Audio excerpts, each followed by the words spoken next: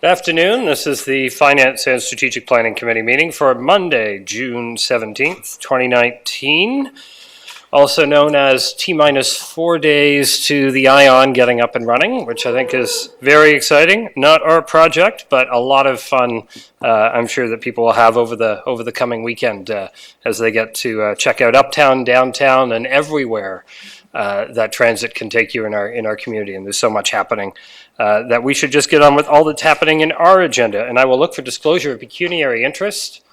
I see none. I will look then for approval of minutes of the May 13th meeting, moved by Councillor Hanmer, Councillor Veith. All those in favor? That's carried. First up, under delegations, we have Ian and Jenna from the Greater KW Chamber of Commerce to talk to us about doctors, why doctors are good, why more doctors are better, and what we're all doing to make that happen. Well, good afternoon. I finally remember my, mostly fondly remember my time, 7 years on council and being in this chamber, and I remember one of the councillors always said that finance and strategic planning, that finance was fun. I never found it fun, but in any event, I'm glad to be here today. It does bring back many good memories of my days on city council here, and it's good to see some familiar faces and some new faces around the horseshoe. I just want to start by saying the Chamber, and I in particular, really do value our close working relationship that we do have with the City of Waterloo, particularly on we'll talk about doctors in a moment, but on Connect the Corridor and bringing all-day two-way go to here to Region of Waterloo and connecting to Toronto, the Immigration Partnership of Waterloo Region and what that means to bringing and fully engaging all of the newcomers to our community, both in terms of settling, working, and belonging here in the community.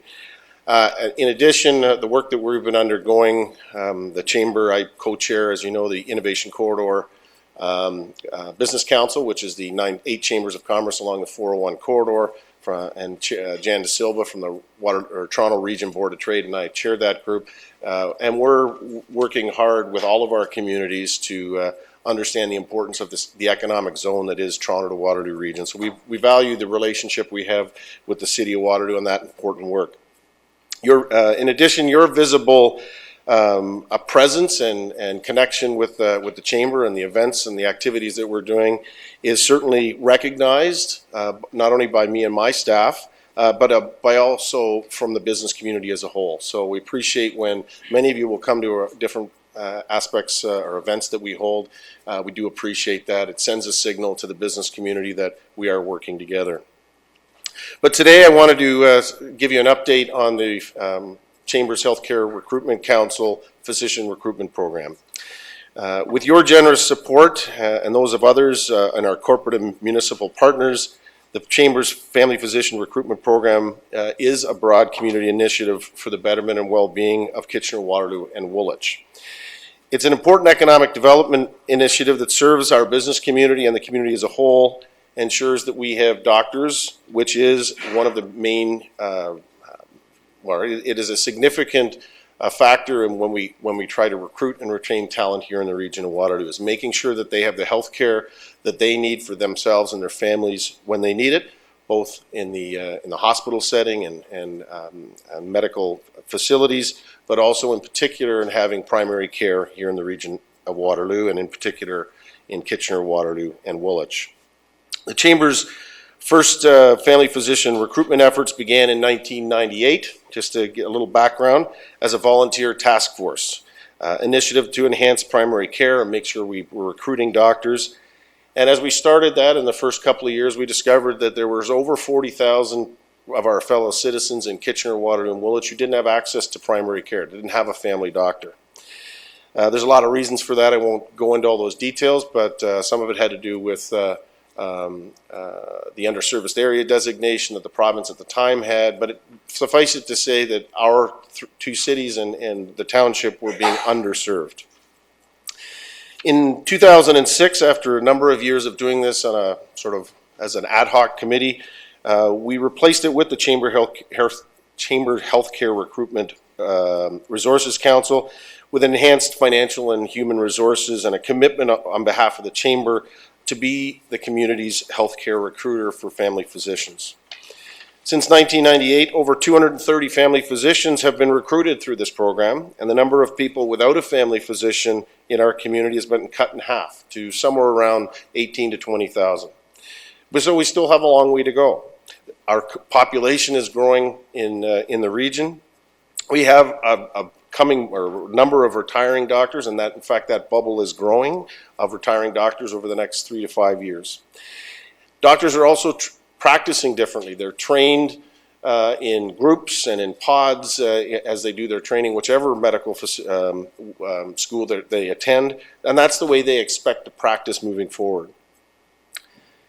I think we all know, and if you saw the CBC a number of weeks ago, we are competing for the talent of family physicians right across the country, right across the province, and in fact, probably across North America. So we have to be vigilant about making sure that we're doing the recruiting that's necessary to make sure we have the family physicians we need.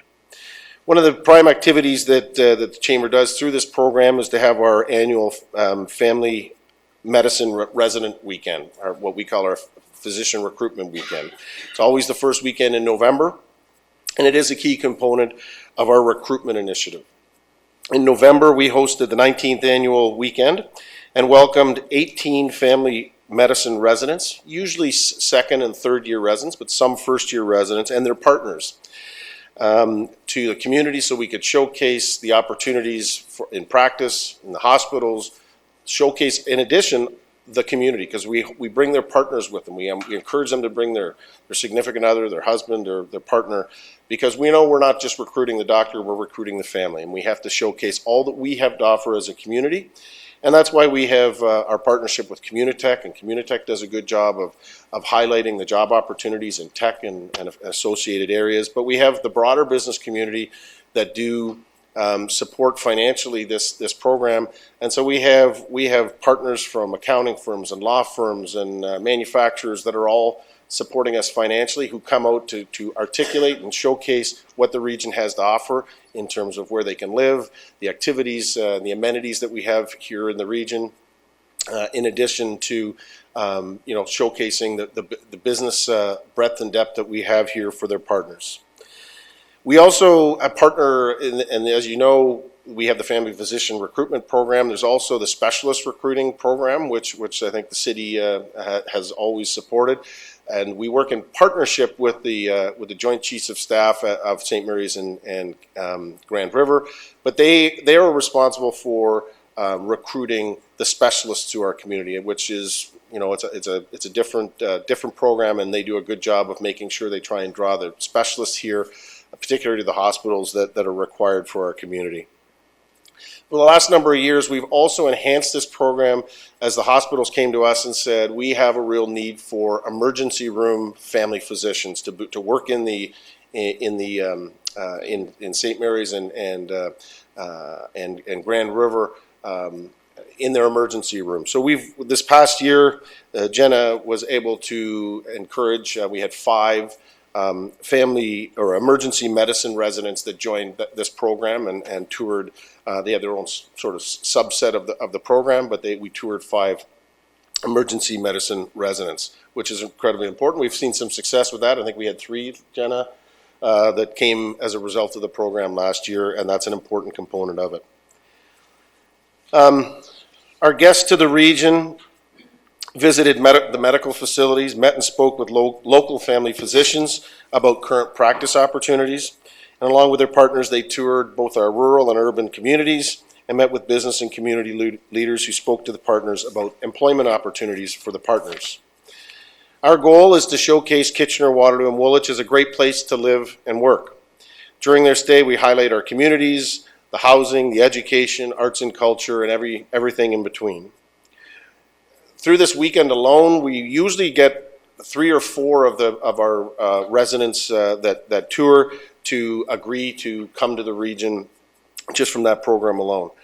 The reason we have sometimes first and sometimes second year residents is we want to socialize them to this as being an opportunity for them to come and practice when they're done, because not all of them will do any of their practice or their residencies here in the region of Waterloo. So we want to showcase that as they're going through their 2 or 3 years of education, that this is an opportunity for them and get them thinking about us as a destination of choice for them to set up their practice and raise their family.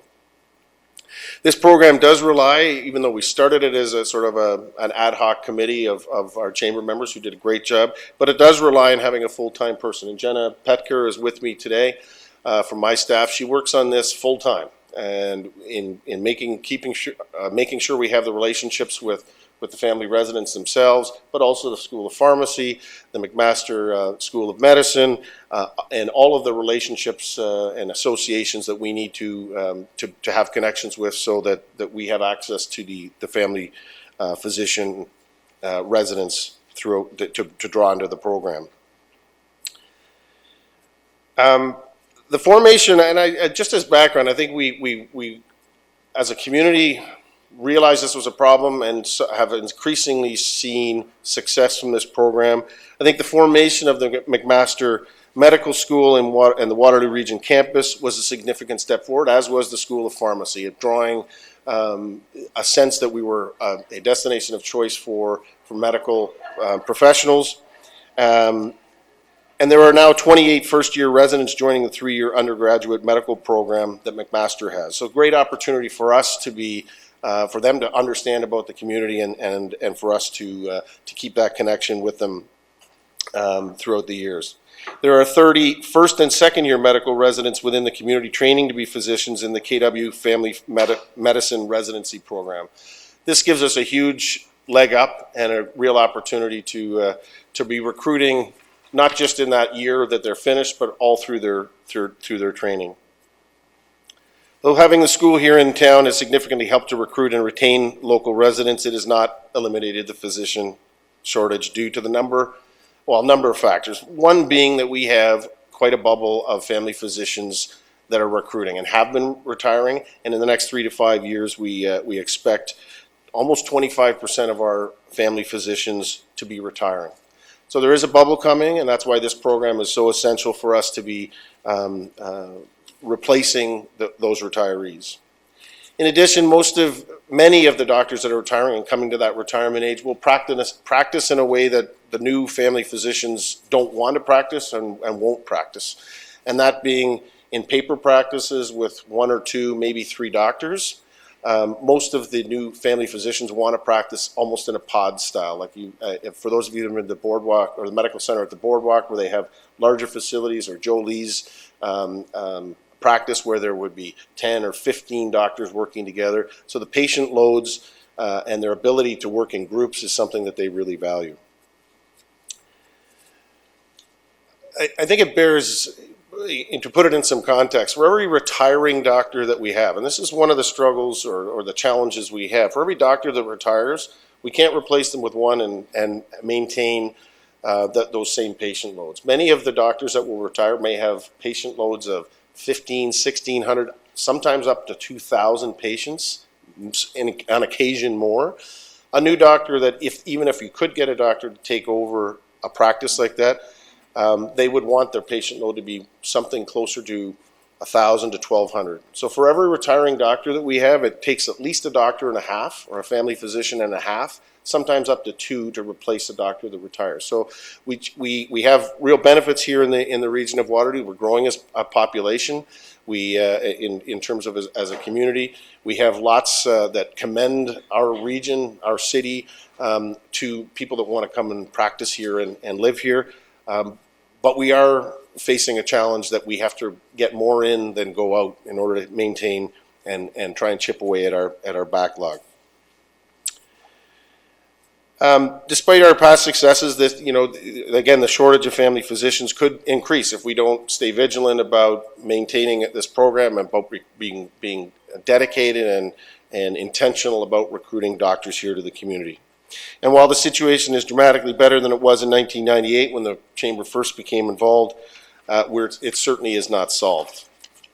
The progress we've made to date is the direct result of the ongoing financial support from our local community, business community, and our municipal partners as well. And that continued support is critical to the achievement of our goal.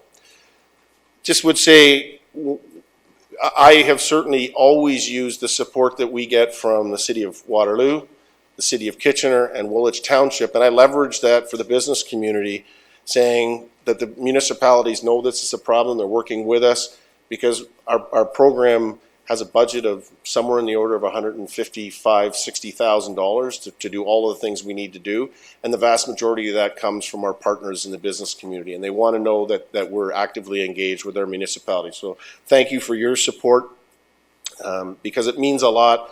This is a community initiative. It's not a chamber initiative. It's not a local or a municipality. It's all of us. It's all of us together. And so we want to say thank you for your continued support for this important program. So one of the questions, and I'll take some questions, but I thought I'd leave you with a couple of things. It's an evolving program, and so I would say, how can you help? Well, there's a couple of ways. Your continued support financially obviously is important to us, but also be individually. You're all very involved in the community and have opportunities to talk to various organizations or people in the community that I may not have the opportunity. Tell the story. Tell the story of the importance of family physicians, about what the Chamber's doing, how they can get involved and support, because this is all of us working together. And I do encourage you, I know Mayor Dave's been there, a number of the councillors. We do have opportunities during our family physician recruitment weekend to come and meet some of these people. One of the things that you always hear is you've got 30 people and their spouses from various parts of the province. But we try and have some social opportunities where there's an hour or two to have a drink and some hors d'oeuvres.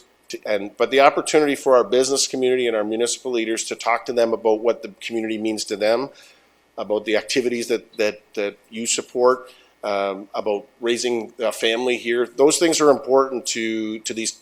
In many cases, they may have studied here, but they're not really connected in the fullest sense to the community. And so hearing those stories from leaders like yourselves, senior staff, others, is very helpful as well. So I want to, I'll stop there. I'm happy to answer any questions that you have on this or anything else related to the Chamber.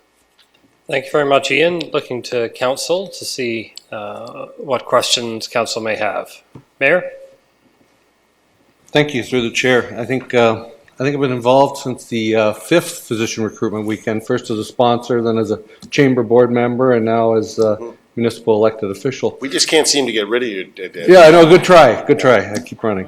One of the things that we found back, say, around 10 years ago, one of the key challenges was for competition, that areas that had a medical school, that the graduates liked just staying in that community because they built relationship with that community. But now we have the McMaster Center here. I'm just wondering how things have changed, say, over the past 10 years. Is that really helping, having that school in our community? I think anecdotally, and Jenna hears that all the time, that they're more familiar with our program. In fact, we have sometimes first and second year residents that approach us, even though Jenna may not have connected directly with them. They're familiar with the program, about our physician recruitment weekend. They know that we're actively recruiting in the Kitchener, Waterloo, and Woolwich Township. So, and part of that is because many of them will have worked here through the McMaster program and done placements at one of the hospitals. So they're more familiar with the program, and I think that certainly has been the School of Pharmacy starting it, but then with having the McMaster program here does really help us in terms of putting us on the map, because many of them will have, if not lived here for a long period, will have done a number of months here, so they have an affiliation or appreciation for the community. So certainly the McMaster, and that's why Jenna maintains our relationships with both the School of Pharmacy and McMaster, but all of the other medical programs across the province. We need to be actively engaging those that were closer here, and those seem to be some of our better targets, is that when they do know about the region, about the City of Waterloo, what it has to offer, they're sort of, their mind is more open to practicing here. But I think you would all know, the people, when you have these conversations at the physician recruitment weekend, there are people from all over the country. They're from Vancouver, they're from Calgary, they're from Ottawa, from the East. Many of them, maybe have lived in the United States. So getting them to understand what Kitchener-Waterloo is and what we have to offer is something that this program allows us to do. And that's why we do leave some room to have first and second year residents, because we want them to kind of really get a sense of what it has to offer, so that when they are ready in that third year, once they've done in most cases, their third year, they're ready to make their choice. So it certainly has been a tremendous asset for us in the recruitment efforts. Councillor Vasek? Through you, Chair Henry. It's a great program. Thanks for sharing more about it. I was just curious if there's like an evaluation with physicians who have come into the community, they've been here for a little while, and then if you find out from them if when they got here there was anything that surprised them in a good or a bad way, and if there are things they wished were here or expected were here that weren't, in terms of city planning, right? So what attracts talent here, and from their perspective, what might have been missing that they wished were here? I'll answer it this way. We are lucky that a number of the residents that we've recruited are part of our committee, whether it's in the emergency room, what's his name? Mark? Warren. He's one of the family physician, or the emergency room docs. He's part of the committee and comes out and will help entertain. We also have other family physicians that have set up practice here that are part of and will come out to the weekend and can talk on a doctor-to-doctor level about what they expected when they got here, not just on the medical side, but if they've come from another community, what as an outsider, if you will, coming to the community, what are some of the things that they that either good or bad that they found about living here. I think one of the things that continues to help us with every passing day is the sense that the community is working together on not only this, but a variety of things. And I think we're seen as a leader in a number of different ways, whether it's on an environmental and amenities here in the community. And you think about all the things that are going on, whether it's True North or other big events that showcase the community. I think those are the types of things that are, if not equally important, are significant in when people make their choice about where they are. So we do an evaluation with them as they're here. We stay connected to those that have been recruited here. Many of them help us to, identify who potential doctors that may come to the community. And some of those, I should point out, this is not just about new doctors. We also, all through the year, will find doctors connect with us and say, hey, I'm living in Calgary, but for family reasons, I'm moving back to Southwestern Ontario. What are your practice opportunities? So that's where some of the existing doctors can be helpful to us in making some of those connections, or when we have those folks coming here, because they're usually in a different state of mind, that we try and engage those that have gone through the program before.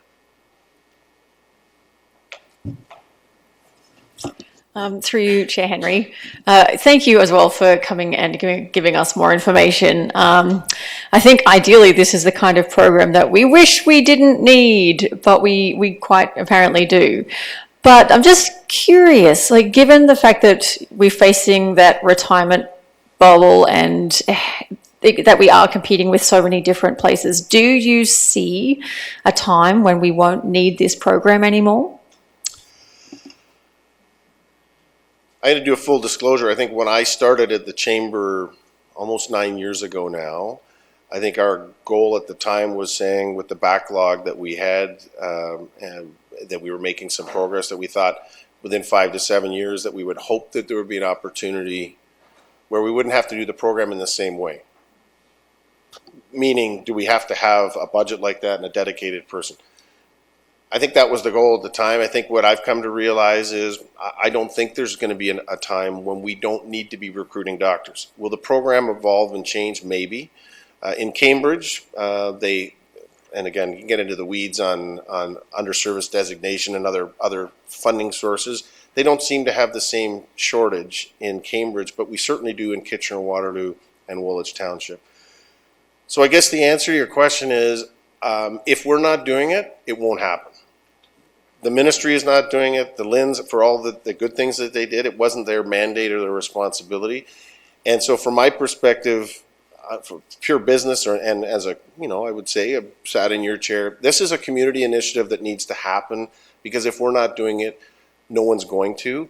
And the real risk is, even when and we will get on top of the curve and sort of, keep whittling away at the backlog. But even if we got to that point and said, geez, there's really no backlog or wait list of people that want a family physician, it wouldn't take more than a year or two of recruitments and not having people replace them before you're right back into the soup. So I think I've come to see this not just as a healthcare issue. This is almost economic development, and that's why I think I keep saying to our business community. And I would point out that when we started financially, it was actually Dave at BlackBerry and Manulife and Sun Life funded the entire program. $150,000 from 3 corporations who were saying this is a real problem for them, but also saw how it was affecting the community. We now have all of those organizations are still supporting it, but at a much lower level. We probably have 43 businesses that support this. And I intentionally have said, we want people thinking about $3,000, $5,000 from the financial or the business community, because we want this to be a shared responsibility. We want people to see this as a worthwhile program to support financially, because I think that we will always have to do some form of recruitment. And I guess that would follow through. You're not going to not recruit if you're U of W or Laurier for the best, or at the hospitals for the best specialists, because there's always going to be that there's going to be more demand than there ever is going to be supply, and so we need to be part of highlighting why we're one of those places they should be. So, but I do think we want to keep getting to that point where we don't have fellow citizens who can't get access to FED because of what it means to the rest of our healthcare system. It's terrible for having people go to hospital emergency rooms or to emergent care program or facilities when we know that family physicians and primary care physicians is the right way. It's the best health care. It's the most cost-effective way, and so this is, in our view, a reasonable investment to make in order to get to that point. Seeing nothing further, thank you very much for coming, as always, Ian. Thank you for your time. We'll look forward to the continued success of that program and those efforts. Moving on to item 4, provincial announcements. It's plural. There should be more than one S there, I think, based on everything that's been happening lately. Financial impacts of those, Philippa Reynolds will walk us through a number of things and impacts, and then we'll have a decision to make at the end. Yes, thank you, Councillor Henry. I'm surprised Ian McLean didn't stay for the fun. Good afternoon, Council, staff, and citizens. I will be summarizing the provincial funding announcements that are impacting our city. We'll focus on the direct impacts to the corporation of City of Waterloo, but we also want to touch on things that are affecting the region as a whole, as well as citizens in general. So the current provincial government has been in power for a year.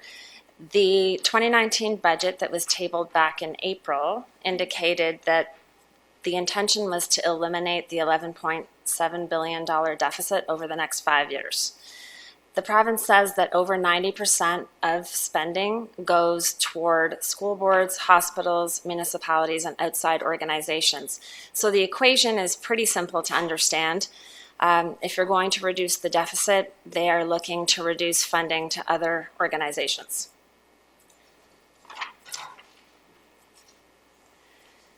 There have been several announcements made that impact the corporation of the City of Waterloo, as I mentioned.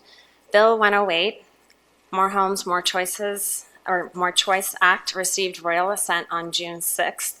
The bill impacts 13 acts, and Council received 2 reports in May that talked about the impacts to the Planning Act, the Heritage Act, LPAT, and the Development Charge Act. The key financial issues for the City of Waterloo related to this bill from a development charge perspective are how future funding will be calculated to build soft services. And in this case, for us, that means parks, indoor recreation, libraries, cemeteries, parking, and to conduct related studies in the future. Approximately $110 million in our 10-year capital program, or 20% of our capital program, is for soft services funded from development charges.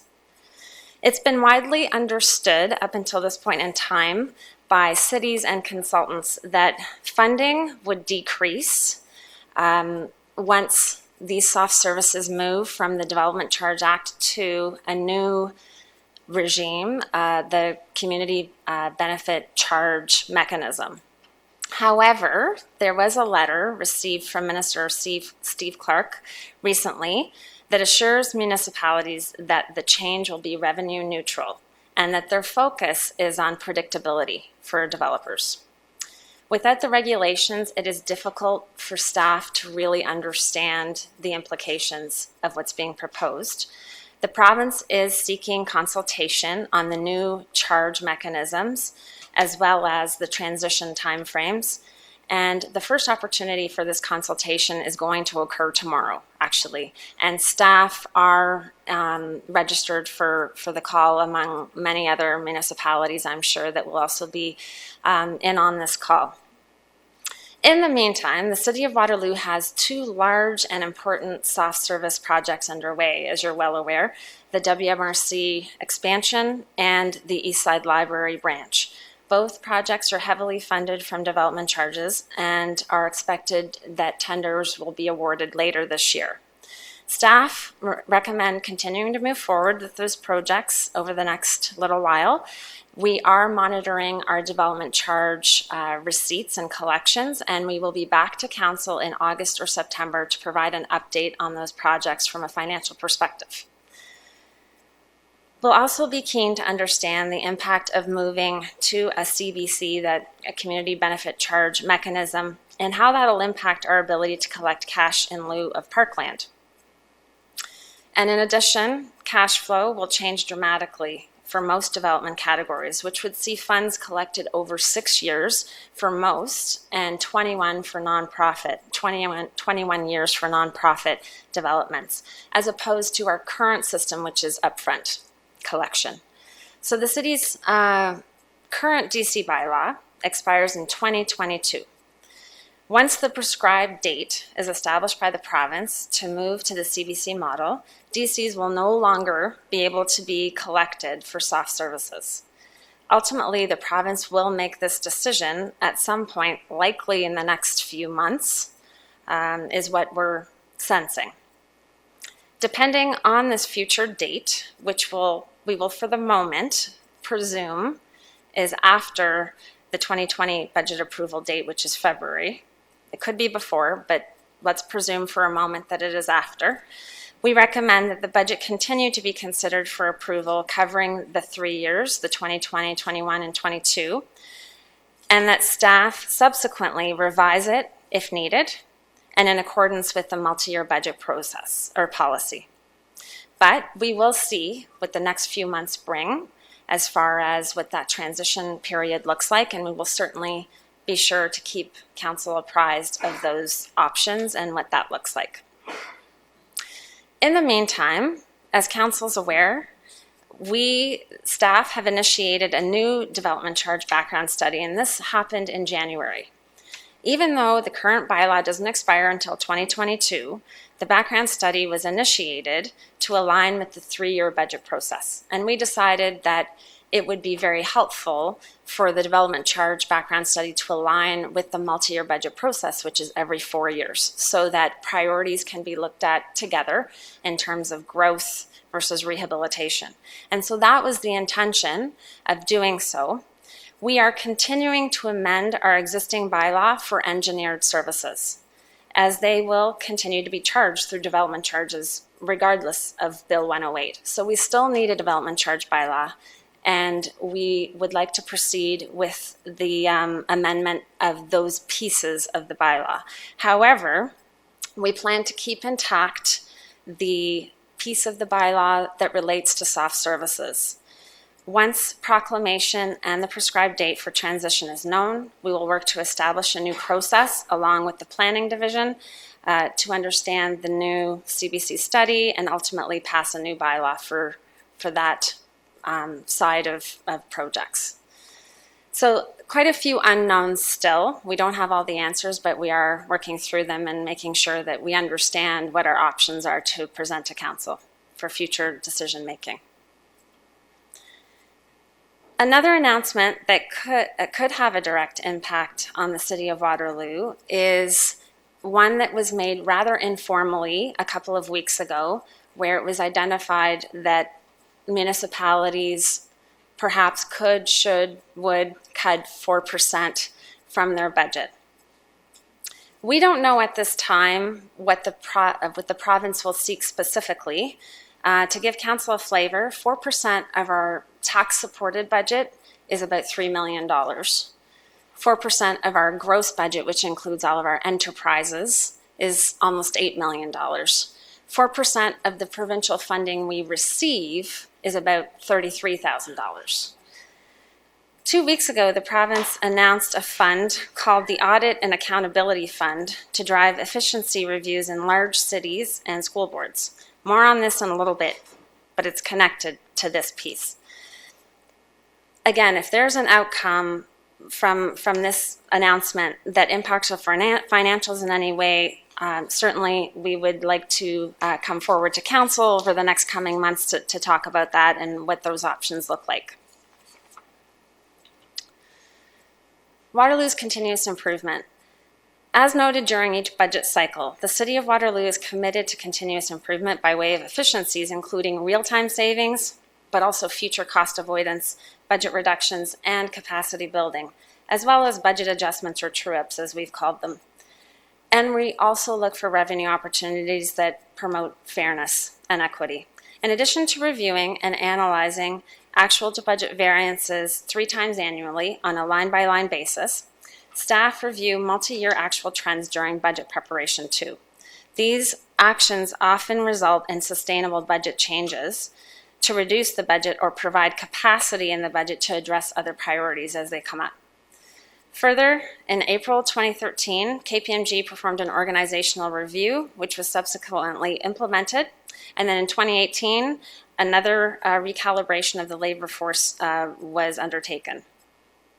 In addition to these more corporate reviews, senior management also strategically selects areas for review. And a recent example of this, as council would be aware of, is the fleet review, which was conducted in 2018 within corporate services. And as you know, the implementation of those recommendations are occurring, but started with the 2019 budget. Ongoing public engagement occurs so that staff and council understand the changing diverse needs of the community and whether existing programs and services continue to be of value or whether improvements can be made and how to fund and deliver services. So to name a few recent examples, there was leaf collection, there was the 3-year spending options for the 2016 to 18 budget, asset management plan engagement that occurred in 2017, a citizen satisfaction survey that was conducted recently, and of course, council's strategic plan. Lastly, in the 2019 budget, council will also recall that staff put forward, and with council's approval, ultimately, of course, an investment in Lean Six Sigma with a view to provide staff with training and tools to make continual improvements. So this is an area of focus for, I think, council and staff alike. Back to the Audit and Accountability Fund that I mentioned a couple of slides ago. On May 29th, the province rolled out a program to make available $7.3 million in funding for large urban municipalities where City of Waterloo falls in, and school boards to undertake expenditure reviews with the goal of finding service delivery efficiencies. And this positive news provides up to $250,000 to applicants. The expression of interest was due last Friday, and the City of Waterloo did express interest, along with the region, Kitchener, and Cambridge. They have also done the same. The application to the province is due June 30th, which is less than 2 weeks from today. If approved, the city would look to engage an external third party to conduct the review and provide a final report by November 30th. The report must be made public and contain actionable recommendations. Staff are looking to leverage vendors of record from the province to ensure that there's an efficient procurement process, as there is little runway between the approval of applications that are expected in July and the November 30th date. By the way, revenue generation and reduction to frontline services is not allowed as part of the review. So on that note, senior staff have been discussing and are proposing the Winter Control Modernization Review as our project of choice for this review. This review would methodically review processes, procedures, and policies, as well as performance metrics, to develop recommendations for service delivery improvements along with cost optimization. Some of the outcomes include route optimization for roads, trails, sidewalks, and parking lots, improved customer service experience and expectations, including resident communication and engagement strategies, eliminating non-value add activities, confirming shared service delivery approach within the region, recommending ultimately changes to policies, etc., with a focus on technology and improvements. This project was chosen because it's an important and valued service for our residents, as validated by the Citizen Satisfaction Survey, where snow clearance was a top priority for satisfaction improvement, and certainly through conversations in Council strategic plan discussions over the last few months as well. By way of this presentation, and we can perhaps at the end come back to this, staff asked that Council consider the approval of the following resolution. That Council authorizes an Audit and Accountability Fund application for City of Waterloo Winter Control Modernization Review. So pausing on that for a moment, I just wanted to spend a couple of slides talking to Council about some of the indirect impacts. And so this is, the region had noted their impacts to their council recently, with the most significant ones being to public health and children's services, as I'm sure you're all very aware. But certainly in a positive move, the province recently canceled the retroactive impacts at the regional level on public health, EMS, and childcare that would have had a $4 to $6 million impact locally in 2019 alone.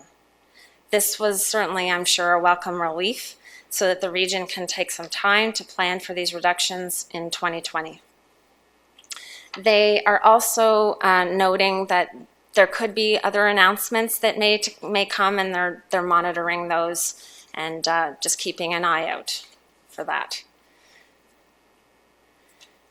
The balance of this presentation is more broad announcements just for your information. These are things that certainly could affect many members of the community and citizens within our community, so just an awareness.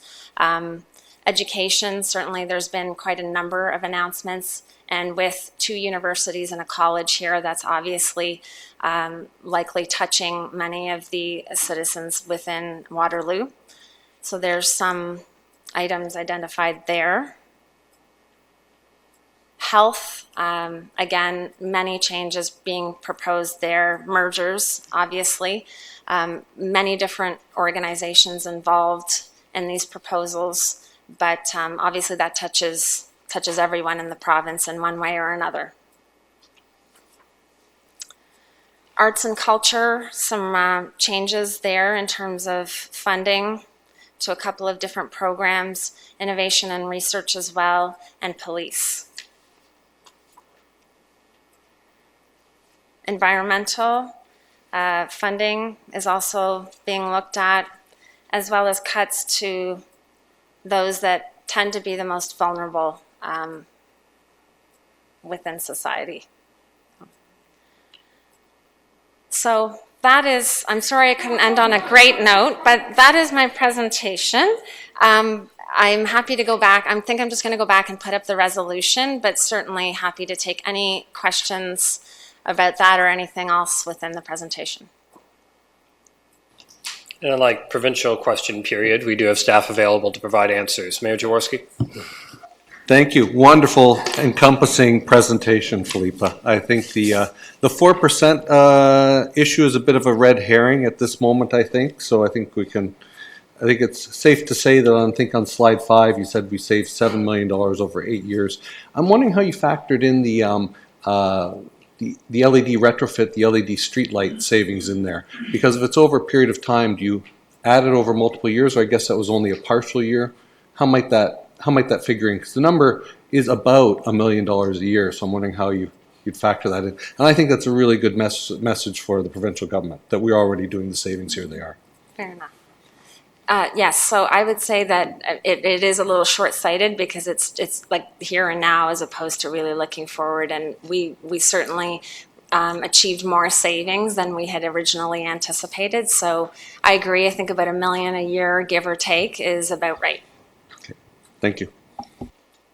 I'd say some of that would have been included in Corp 2018, yada, yada, yada, but not all of it yet because it hadn't yet been booked. So, but that was the last report we have on file where staff compiled all of the savings to date. So it's a conservative number.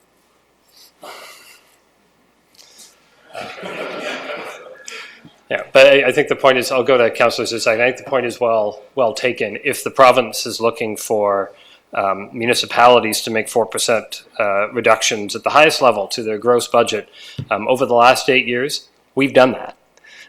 And if they're looking for us to undertake service reviews on a regular basis, we've done that and we're doing that. If they're looking for us to undertake line-by-line reviews, we do that every budget cycle. That's how we found the more than $7 million over the last 8 years. But we'll get to debate on the suggested resolution from staff, but certainly this council and no council prior has ever been opposed to looking for more opportunities to do things better. And if somebody's going to help fund looking at that, well, that's actually a gift horse that we should, I'm not sure how the expression ends, but something about gift horses and then taking them and then doing the stuff with them. But I had Councillor Vasek, you're good. Others? Councillor Bodley, yes, questions we're at. We can go to the proposal, we can go to anything in the presentation. Go ahead. Thank you. Through you, Chair Henry. So, is the city, as we go through, can you go back maybe one slide so that I'm not tripping over my words here? That's the one. So, as we go through this proposal, is the city, do we know how the funding for this review is going to happen? Is it entirely funded through the province if approved, or is the city responsible for funding a portion of this proposal? Through you, Chair Henry, to Councillor Bodley. Our understanding is that it would be entirely funded through the province. However, there is a cap of $250,000. And so assuming everyone applies and everyone is successful, I imagine that they would, allocate accordingly. And perhaps some cities will require a little more depending on the type of review that they're undertaking. But in terms of a requirement, we're at this point not required to submit a piece of that financially at this point. And just to follow up, I guess, are we, again, the gift horse, however you want to put that, sure, but are we setting ourselves up for a scenario here where we put forward this proposal, don't get the funding or nearly remotely enough funding to be able to actually do a thorough proposal, and then setting ourselves up for a C, they won't even do what they need to do to find efficiencies? I'm happy to ask our CAO to respond to that rather than our... Thanks, Chair. Chair Henry, thanks, Councillor Bodley. It's a good question. I did have the opportunity to speak directly to some of the provincial staff, and just kind of testing along the way. As you know, it's a fairly fast-tracked process. And I would note a couple of things. Many of the, I think it's 39 municipalities that are eligible. I think there's a notional allocation that's being set up for the municipalities, so it's strongly encouraged that we take advantage of it. And based on that discussion, I'm quite optimistic that our project will resonate. We will scope our work with the consultant to be within the available dollars. And so if the province scales us back for some reason and wants to give a higher allocation to another municipality and limits Waterloo's, then we'll scope our work accordingly. I am, though, optimistic that we'll be able to achieve our efforts on winter control. If not, then it is work that will be useful for us as we move forward. It's just a matter of us budgeting when and how we would do it in the future. So it won't be lost.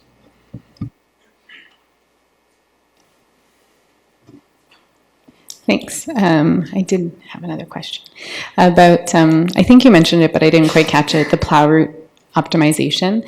Does that include trails? I think you said trails and roads and like bike lanes on roads and the bike lanes uptown? Correct. Okay, thanks. Councillor Henry?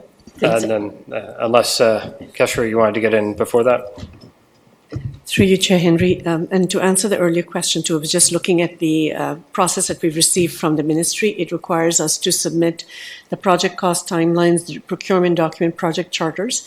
They will be reviewing it and then executing a transfer payment agreement. So there will be some ability for the province to take a look at the scope of the project and probably say yay or nay. So at some point we will get an insight as to whether they are in agreement with the scope of the work that we're doing. There are requirements thereafter also in terms of a public report. There must be specific recommendations. We'll have to see how that evolves. We would probably put it in the RFP, and those are the requirements. But I just wanted to clarify to Council that there will be an agreement of transfer payment based on the proposal that we submit. Thank you. Through you, I'm not sure exactly who my question is posed to. It might be to Keshwa or it could be to Tim. Often in the proposals coming from, or the requirements to submit the proposals, is there a sustainability requirement? Is there any language around that we have to include? I'll maybe start this one, Chair Henry, to Councillor Hanmer. I don't think that was a requirement in the terms of reference that the province has scoped out, and it's fairly limited. It's only a couple of pages. But certainly in our own internal work, when we were reflecting on winter control and the use of salt, that's been an area of focus for quite some time. And one that we'd like to just do a little bit of report card work. How are we doing on salt mitigation strategies? Is there some better solutions moving forward? So on the environmental side, I think we will be covered off in our scope of work. And certainly from a fiscal perspective on sustainability, I think that is the intent of the province, and that's strongly worded in their proposal.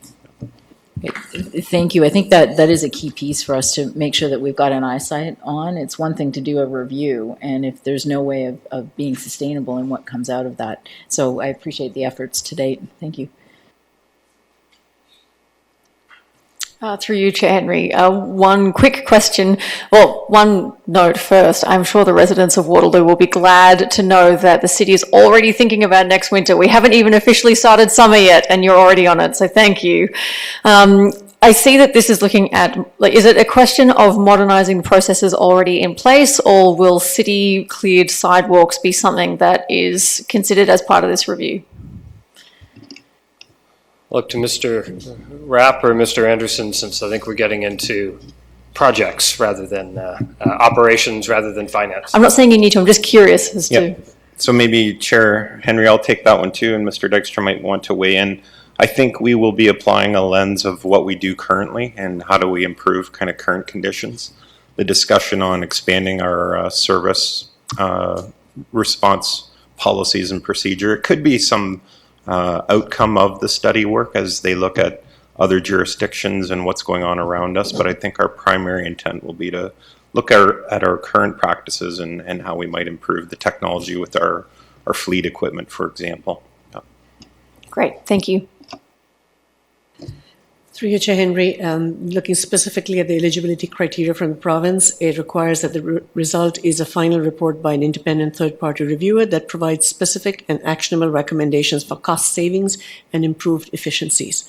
So it's pretty specific as to what they're looking for. We may have other areas we could cover, but this is what the province has set as eligibility criteria.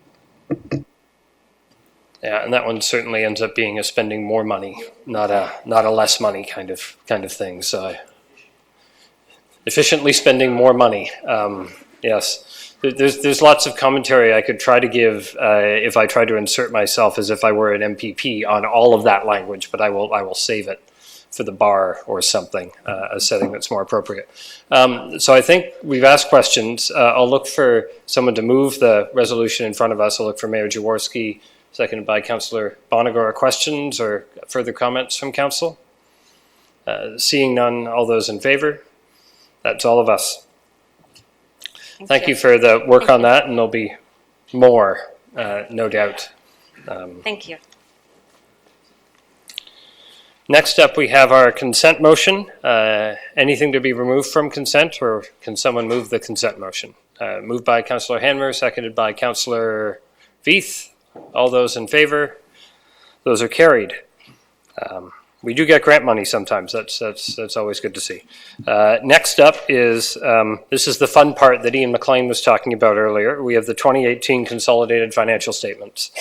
And we have Paul Hettinga and then our auditors to come forward and present the audit. Thank you, Chair Henry and Council. Yes, so we go from, I guess, an uncertain future discussion to a journey in the not so distant past of our audited financial statements. And I think the 218 statements are in your package with a full disclosure of financial highlights, and I'll try to bring you through some of the brief summary points, and the auditors will have a few words. And if you have any questions, please feel free to interrupt me throughout the presentation. So the audited statements include the public library, the BIA, and Waterloo North Hydro Holding Corporation. The auditors will be prepared to issue an unqualified or clean opinion, which is good news. And we presented the statements to the audit committee, and they have recommended the statements for approval. Some of the key highlights, overall, the financial statements do show an improvement in our overall financial position. Revenue has exceeded budget in most large areas, and expenditures were within budget with the exception of amortization, which we do not budget for, therefore it's well in excess of budget. This is just a reconciliation from what we presented to council in April on the operating surplus of 3.6 million and what shows in the audited statements of 15.3 million. So in essence, the reconciliation shows that the audited surplus includes additional items such as revenue collected for capital, for example, DC revenue, grants, and other items, so that we have revenue, but the expense, there is no expense, it's a capital item, it's on the balance sheet. Other non-cash items such as amortization impact the reconciliation, and revenue collected for debt repayment, again, is a revenue, but not an expense.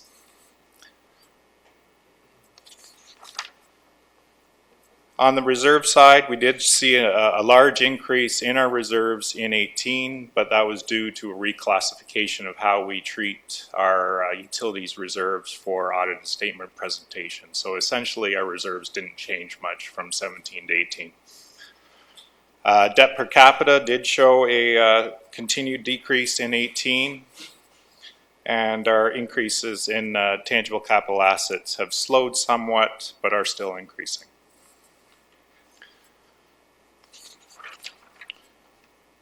So this bar graph just shows the breakdown of our revenue. Most of our revenue is collected from taxation and user charges, and both those items are in excess of budget and in excess of the prior year amount.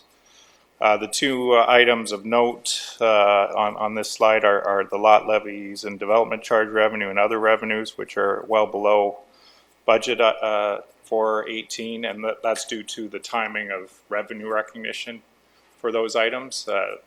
DCs especially, the revenue is not recognized until we actually expend the dollars related to it. So it sits as a deferred income until such time as we spend the money.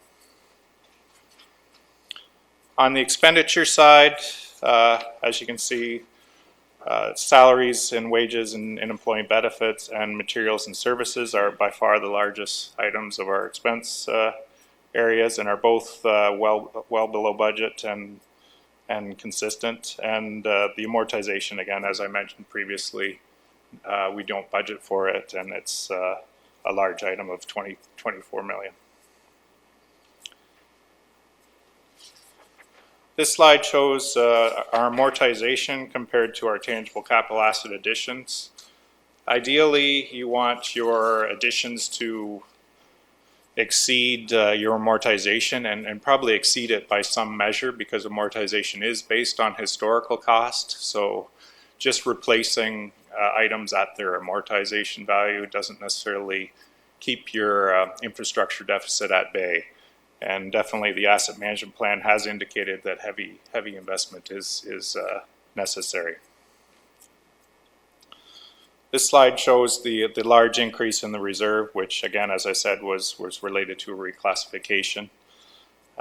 And then the asset management plan, if we start investing heavily in those assets, the reserves are expected to start declining. Debt per capita shows a continuation of almost a 10-year trend. Council has put in some fairly tight controls on the issuance of new debt, and we've seen that come to fruition, that over that 10-year period we have reduced debt by about $10 million. And it's going to take continued diligence. We still are above our target line, so we will continue to monitor that at the finance end. And finally, we do have a financial dashboard that is available on the website. It includes 13 measures, and we've tried to make it very simple and graphical in manner. We would definitely encourage councillors to review that, share it with constituents, and obviously if you have any questions to route those through me. But hopefully this jumps and opens it.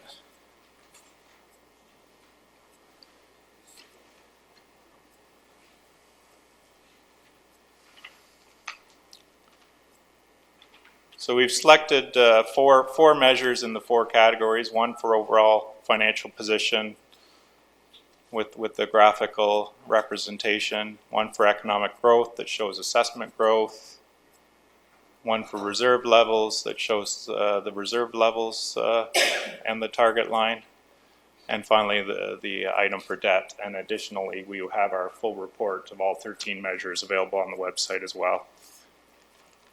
So that concludes my financial highlights section of the presentation. I'd like to introduce you to Tom and Brandon from KPMG. They'll say a few words, and I'll pop back to the podium if you have any further questions. Thank you, Paul. Tom, Brendan, go ahead. Chair Henry, members of council, good afternoon. With me is Brendan Hall, who's the senior manager involved in the audit here. My name's Tom Mennel, and I'm the engagement partner. And as Paul has mentioned, that KPMG is prepared to issue an unqualified or clean auditor's report on the financial statements of the city for the year ended December 31st, 2018. We have completed our work. We've had 2 meetings with the audit committee, one in advance of our work to present our plan and to have their input into the work that we're doing, and then once at the end of our work in order to present our findings and to discuss the financial statements. We have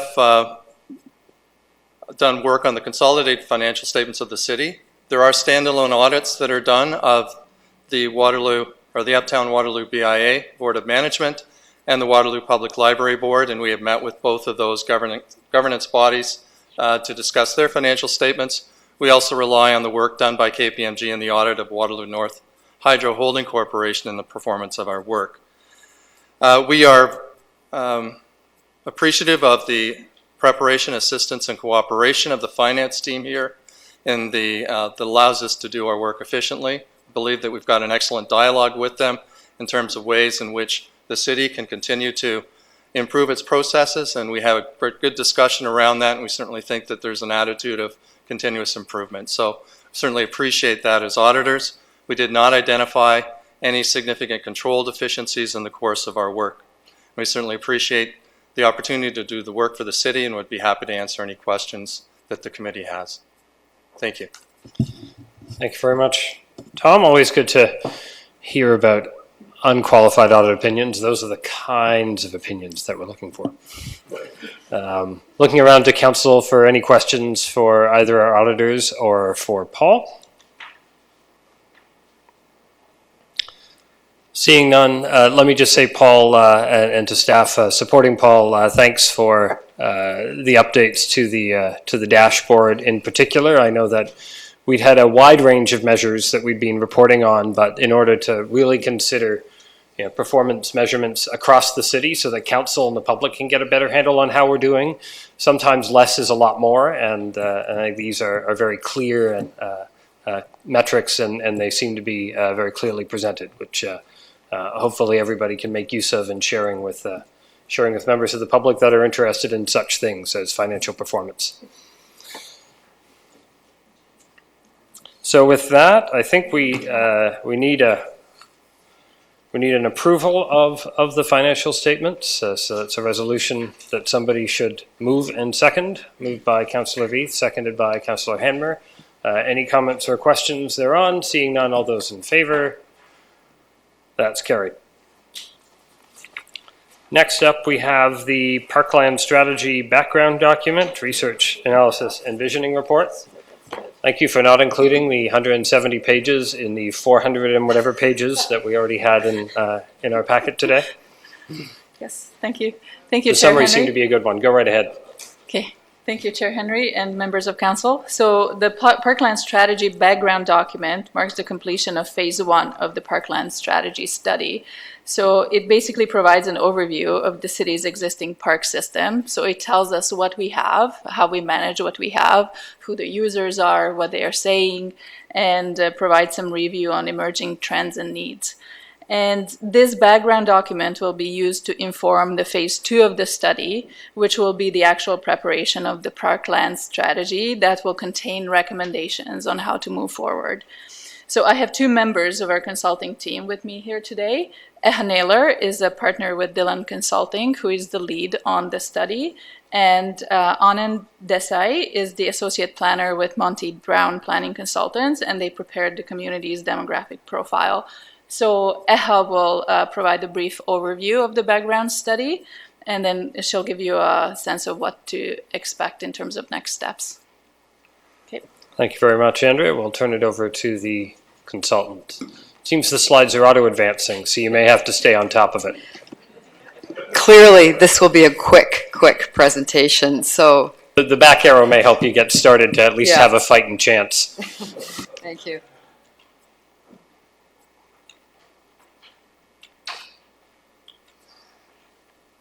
There we go. Thank you very much, Chairman Henry and members of council. I promise to be brief. I understand you have a very full agenda.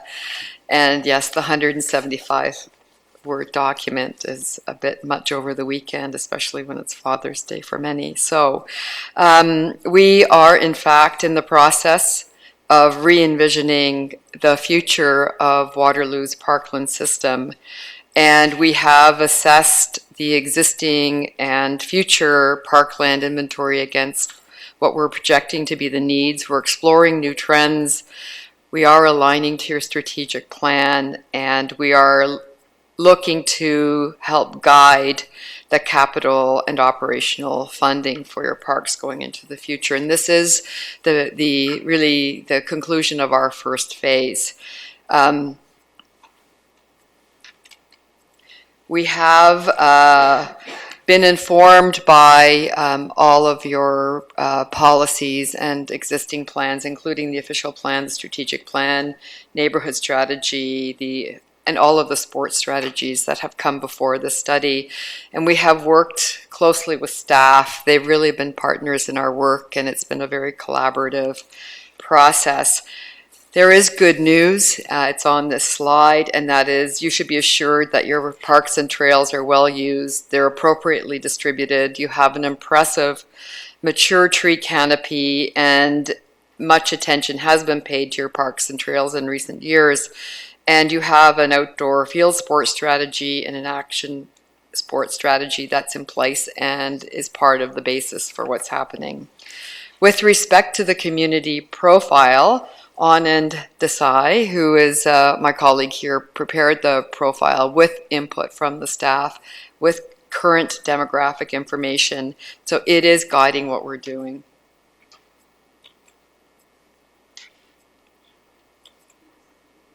Sorry, I'm just trying to get myself back here. There we go. Here we are.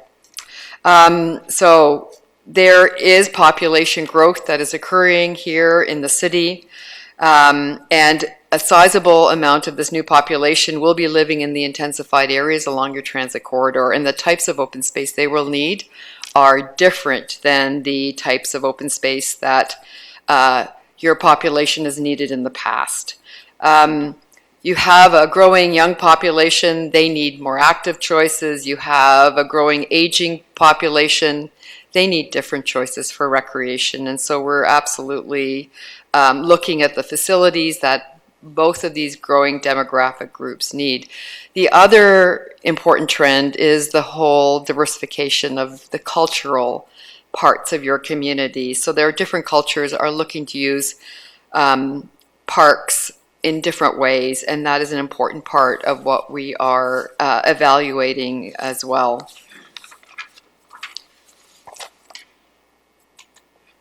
There we go. Now we're good.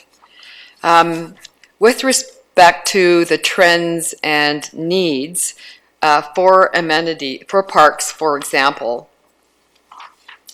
there is definitely a need because of the growth that you're experiencing, that there will be a need for additional parkland. And existing parkland will need to be upgraded. Different lifestyles in urban areas will demand a different style of park.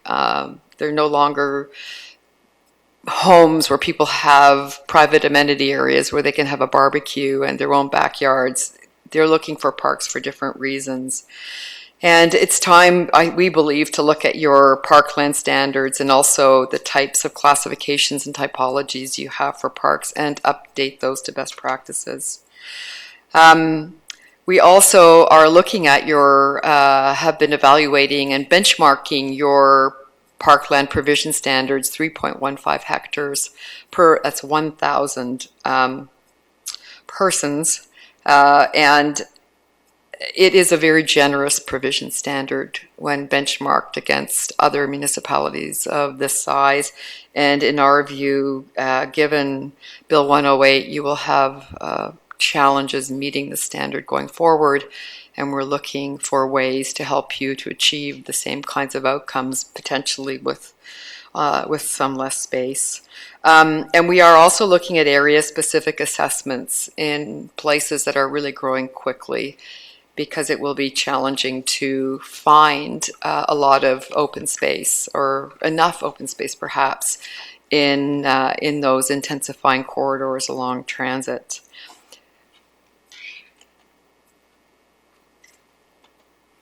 With respect to amenities, there are opportunities to provide for all ages, all physical abilities, and all demographics, and that is to address inclusivity and to address social equity, and that's something very important in your strategic plan, and we are aligning with that. Because you have good guidance on active sports and sports fields, we're really looking at the more non-program facilities, playgrounds, splash pads, dog parks. Those are facilities that have flexible uses, and those are amenities that are really becoming more in demand and are requirements for community event spaces, for example, community gardens, for example, and community hubs. And there are currently no standards for provision for those types of facilities or policies necessarily for how you provide those. So that's something we are looking at in detail as well. With respect to your natural areas, they're very important, as you know, for our health and well-being, but also they're vulnerable because of climate change, urbanization, and pressure that public recreation puts on these areas. You do proactively manage your natural areas through policies and practices. You have policies for urban forest, operational programs, canopy monitoring, and bee city programs, all excellent programs. However, best practices suggest you probably should look at a comprehensive natural heritage strategy and an urban forest management plan that addresses invasive species management. Those are things moving forward that as our climate becomes more complex, you need to have tools to be able to address protecting them. With respect to operations, there are great expectations for very high quality parks here, that your community really is asking for that. They enjoy what they have, but they're always looking for more. And you have a challenge. Aging facilities combined with these expectations are certainly straining your budgets. So we will in fact be addressing those issues as well. One should look at in budgeting, not life cycle costs in addition to initial capital cost, and you need to consider climate change in these things. So we will be looking at the asset management plan and how this park strategy can inform your asset management plan on parks facilities, and looking to enhance operational efficiencies and the effectiveness of the various departments, including forestry and horticulture, and addressing the whole need for park maintenance standards so that there is criteria for different types of parks, and the application of operations is really fair across all of the various parts of the city. With respect to economic development and funding, we recognize that there are actually opportunities that parks present relative to tourism, strategies to enhance tourism, and there are major draws here. Waterloo Park and Uptown Waterloo Public Square are those that do encourage tourism and help spread the kind of the Waterloo's reputation and some tourism dollars into the city. So that's one aspect that we will be looking at. Another is a 10-year financial plan addressing short-term, medium-term, and long-term priorities, but also looking at them relative to the type of funding and the level of funding you want to apply. And are you going to continue with funding the way you have in the past? Are you looking to update some of those policies, or are you benchmarking to best practices? Each of those has a different cost. And although we have not done the analysis yet on the impacts of Bill 108, and Ms. Reynolds did an excellent presentation today, I think her words should be considered, but my intuition is it's not good when it comes to parkland. So those are things moving forward we too will have to look at. With respect to consultation, we had a very robust and frankly terrific consultation process. You can see on the slides a lot of people provided input and surveys. We met with staff, pop-ups, individual intercept surveys, and it was quite interesting, but I think to see what the community was looking for. Generally, people are satisfied with their parks. However, they are looking for improvements, and those include shade, natural trails, more water in the parks, washrooms, vegetation management, the natural areas along the edges of trails, for example, and other kinds of amenities that a growing community is always looking for. Just to give you a snapshot of what kinds of improvements were identified: play spaces for all ages and abilities, and that speaks to the issue of inclusivity and social equity. Opportunities for shade. Our climate is changing, it is getting warmer, so it's shade and water, those are reoccurring. Comfort amenities, so hydration stations, seating, washrooms. improving the maintenance of parks, and specifically to make sure that they remain functional and safe. There's a whole liability issue that one has to be always mindful of. We're looking to improve wayfinding. If there isn't a park nearby, you need to get to a park really easily, and that needs to be clear to activate more parks. So providing potentially Wi-Fi, multi-season programming, maybe food and beverage in some of the more urban and actively used parks. Increasing information and education, particularly in the natural areas where you can actually help to communicate the value of your open spaces and have more of a didactic environment. Encouraging community involvement and sense of place, which is really enhancing the neighborhood engagement in parks or adopt a park, and then expanding and managing the natural park spaces to become more resilient. We are here today to receive your feedback and your comments. We will be developing recommendations for the draft parkland strategy, park policy, strategic plan, input, a park service plan, and a financial plan. Those are the products coming in this next phase. We will continue with consultation, including several public information centers, continuing dialogue with staff and with council, and then we'll do a presentation prior to the final reporting. And that concludes my presentation. Thank you very much. Thank you very much. Ms. Eller, looking for questions / feedback from members of council.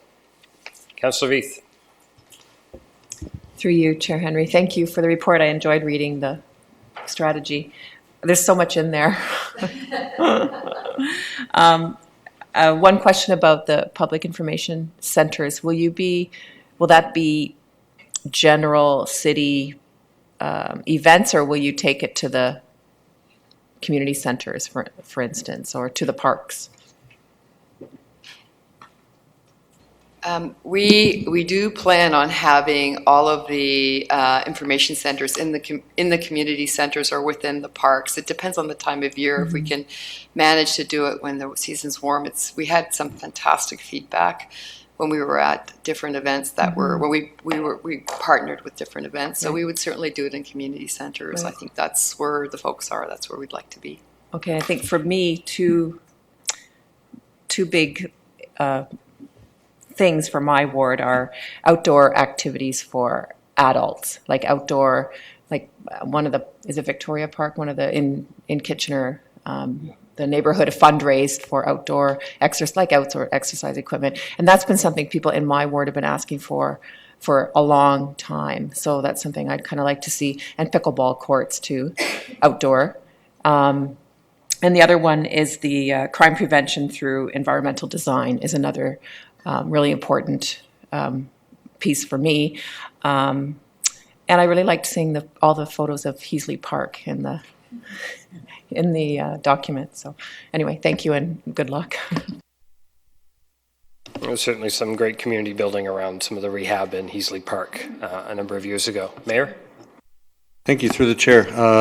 Certainly well on the right track. You gave one metric, about 3.5 acres per 100 or 1,000 residents. And I'm just wondering, how do you look at any other parameters like proximity to park, or do you score a park, like to give it a score? And just wondering how you also treat school grounds, if at all.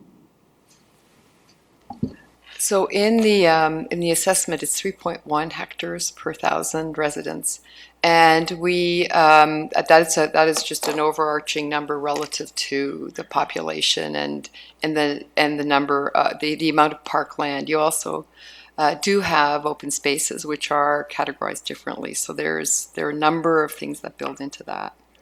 I will say that we have qualitative assessments of all of your parks, what's in your parks, what's the condition of those facilities. And so we do actually look at reconciling where are the parts of the community where there's shortfalls, where are the parts of the community where there's adequate parkland currently, and then we look at where is the new population coming to, and what does that mean for the provision standards in those particular locations? So those are all part of what will show up in the recommendations, as well as the measures to make sure that people can actually access the lands that are available. So we're not there yet, but I will say that there are places where there are clearly deficiencies, and one will need to be creative, I believe, about meeting those needs. Because simply saying we're going to just be able to buy all the land we need to meet our current provisions, I don't think is reasonable. No, thank you for the clarity. So just specifically on school grounds, and I would also add like the Low Creek Conservation Authority, GRCA grounds, how are those encapsulated in your study, if at all?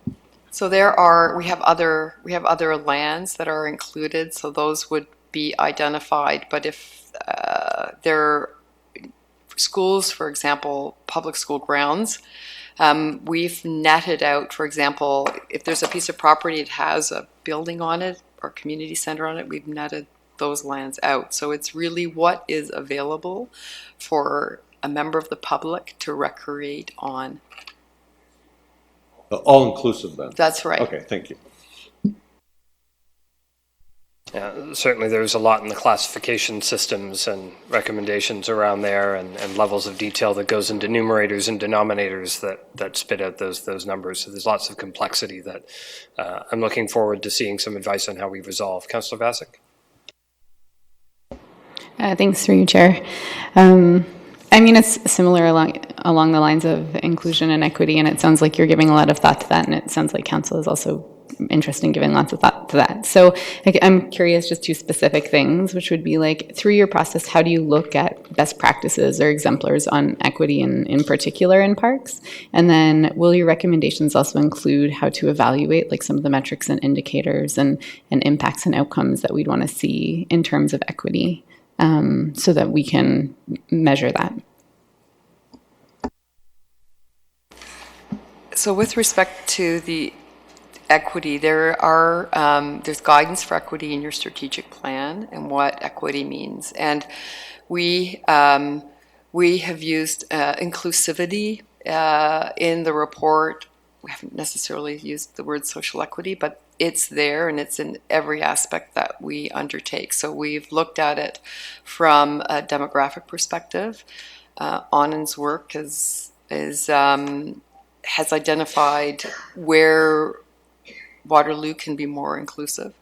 We've looked at it from a distribution of park relative to population, so we can ensure that the kind of the distribution of open space is where it needs to be relative to the population. I think we've also looked at it culturally, recognizing that different cultures use public space differently, and to make sure through programming and park redevelopment that those communities that may not have facilities that are suitable currently will find them in the parks in the future. So we're absolutely working in that vein. We have been looking at how to benchmark Waterloo with respect to best practices and where Waterloo is relative to other communities, to make sure that at least you know where you need to get to in order to be, providing facilities and programs that will meet the needs of as many people as possible. Thanks so much. That's great. And something else that I've been thinking about, is just around like our implicit biases or unconscious biases around people of color. And so one of the things that I worry about is, not worry exactly, but wonder how do we use our public spaces and outdoor spaces to build bridges between people who might like see two black guys walking down the park and be scared for their children, and just because those are kind of like long-standing, deep-seated biases. So is there a way that in a parkland strategy or through place making or wayfinding efforts or neighborhood strategy that we can think about that and we can work to address that in a strategy like this? So with respect to the biases, I think we have to look at it from a holistic perspective. So we have looked at it from a Yeah, thank you. Through you, Mr. Chair.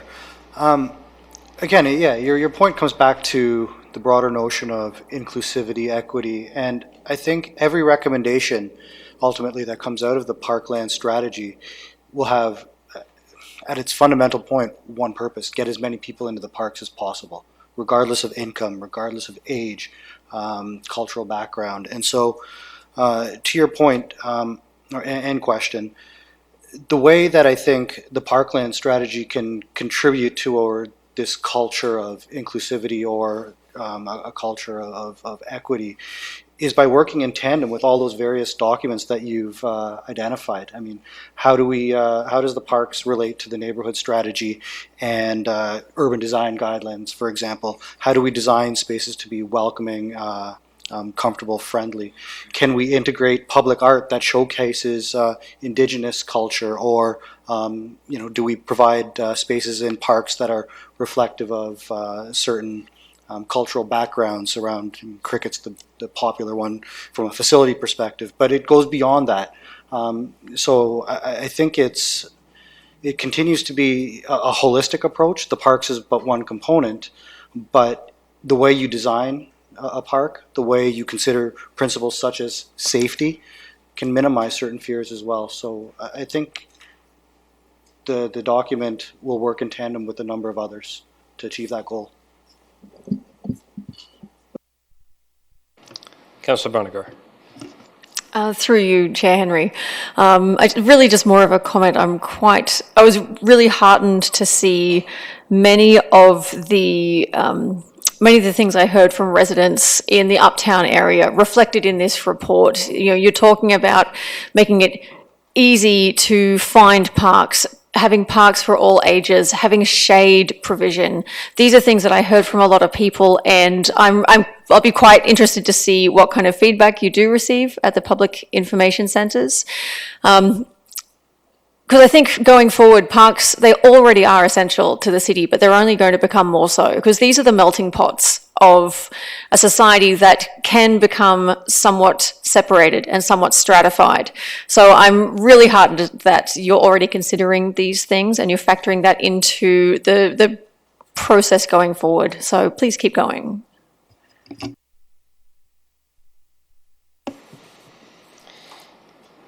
Not seeing anything further at this point, so I'll just add a couple of comments. One, I appreciate hearing in replies to questions that our consulting team has already noticed our new strategic plan as it's winding its way towards council approval, and language that's inside it. Certainly, I saw in your summary report. An initial thought about a vision for the parkland strategy that was well tuned to the last strategic plan, but will need to be well tuned to this strategic plan, and the language is different. So, but I think as my colleagues have identified in the large background report you've already got, you're already fairly close to a lot of the language that we're heading towards, and in Q&A, very keen and attentive to the areas that we're keen and attentive to. So I appreciate all of that, and I noted with interest as I was able to get through some more of the background document that when we're comparing ourselves and our standards to our peers, we have been reaching for the sun, the moon, and the stars, and some of our peers have not been. And so we've got generous provision today, and our provision actually today double what the target of our neighbor to the south is, which is, I thought, really interesting for all of that. And I'll just conclude by saying I appreciate the focus on equity and thoughts around distribution. I know there's many parts of my ward, the more socially and economically diverse parts of my ward, that are very underserviced and have come out as the only planning districts where zero is the number rather than something is the number, and the only area where when you do the 800 meter mapping has gaps where there's absolutely no coverage for 800 meters. So appreciate the principles can allow us to prioritize those that find it more difficult to travel to our large parks across the city and need something much closer, much faster than maybe some other places. So with Councillor Freeman. Sorry, that just reminded me what you said. One of the things that stood out for me too when I was reading the report was just talking about things like having benches. benches in like, and not, they don't have to be in large formalized parks. So for example, just the other week, we removed a bench that overlooked Yarmouth Pond because it was being vandalized. But I got a call from somebody who has a barrier to walking, and that's their only bench that they can sit on to get to and look over the pond. And so I think that when we start looking at green spaces, there'll be value in considering those, what I'm going to call really, really micro spaces.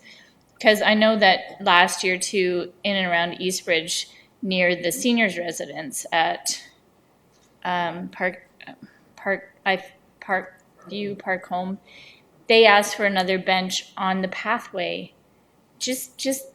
It was just like this little patch of green where they could look towards the stormwater pond. And I think that those are opportunities too, to think a little differently about some of these really small spaces and how they're used. And if people are walking, that can be, for some people, a half a block walk is all they can do, right? So. Sorry, through you, Chair Henry. I just want to confirm that we removed the bench in Yarmouth, and it is part of the redesign process that there will be a new little sitting area there, and as well as at Eastbridge. Yeah. Yeah, and sorry if I may, through you, Chair, it comes back the point to the equity as well. Through the consultations, what we heard, traditionally, I think, or historically, people have focused on parks and outdoor recreation from a facility perspective, sport fields or places for organized sport. And while that was conveyed as being important through this process, as Ms. Naylor spoke to earlier, some of the strongest sentiments came around comfort features. So these spaces within parks that aren't necessarily for sports, it was more for parks for all, again, I suppose. So while we have an active recreational focus on them, I think it bears noting as you view the document moving forward, as part of the park strategy, people are looking for different ways of being outdoors and engaging in the outdoors, and whether that's simple comfort and rest areas to other informal areas, whether it's walking trails or things within parks and connected to a broader system. Sorry. So what you were saying then made me also wonder if this also fits into the strategy, as we see Bill 108 is also taking away funding for arts and culture, and you're saying parks for all, and how do you make parks for all and make it feel safe, but then also build bridges. So will your public or your parkland strategy, can it speak to how art can be used as to facilitate that? It will, yeah. Thanks. It will, because one of the outcomes from the consultation is that the community is looking for outdoor venues really for relaxation and enjoyment, but also for events. So whether it's a bit of cultural programming in a park, nothing formal, but something flexible that occurs, at particular milestone times. And they're looking for a variety of things that just make the experience of being in a park a little bit more pleasurable. It could stay a little longer, and it has to be inclusive for families, frankly. And if parks are family friendly, then they work for everybody. Because if you're comfortable bringing your children to a park, then that park is successful, because the issue of that unconscious bias that you raised earlier, that one's been dealt with. And you'll notice that parks that are really popular have a lot of family use in them because people feel safe there. And finally, Councillor Freeman. Sorry, I just remember something. Last year when I was at the Making Cities Livable conference, there was a presenter that's part of an organization in Canada around invisible disabilities, and it talks about how far from, say, a parking lot, or how far from a sidewalk, or how far from I'm going to say a park feature that some people are actually able to walk, and without having a 2 or 3 day recovery. And I found her information really fascinating. And Louise Finley and myself and Chris Dedman were all there. And this lady was willing to do audits, like do an audit for the city at no charge, because she's trying to get cities and municipalities that are interested to pursue these kinds of audits and start having that conversation around invisible disabilities. And so I just thought I'd throw that out to you, because there might be, because the mayor was asking about square footage of park per person, but sometimes I think that it's access to a green space based on someone's physical ability to get there. And so I don't know, I'm not sure how relevant it is, but if either I can get you the data, or Chris Dedman or Louise Finley can get you the data, but this might be a good integration of that thought process. I'm seeing nods of acknowledgement. Okay. So with that, I think we've got a recommendation effectively to receive the report at this stage. I'll look for a mover of that. Councillor Freeman, seconded by Councillor Vassic. All those in favour? That's carried. Back to the fun part of finance. It's the 2018 year-end capital report presentation by Kim Rager.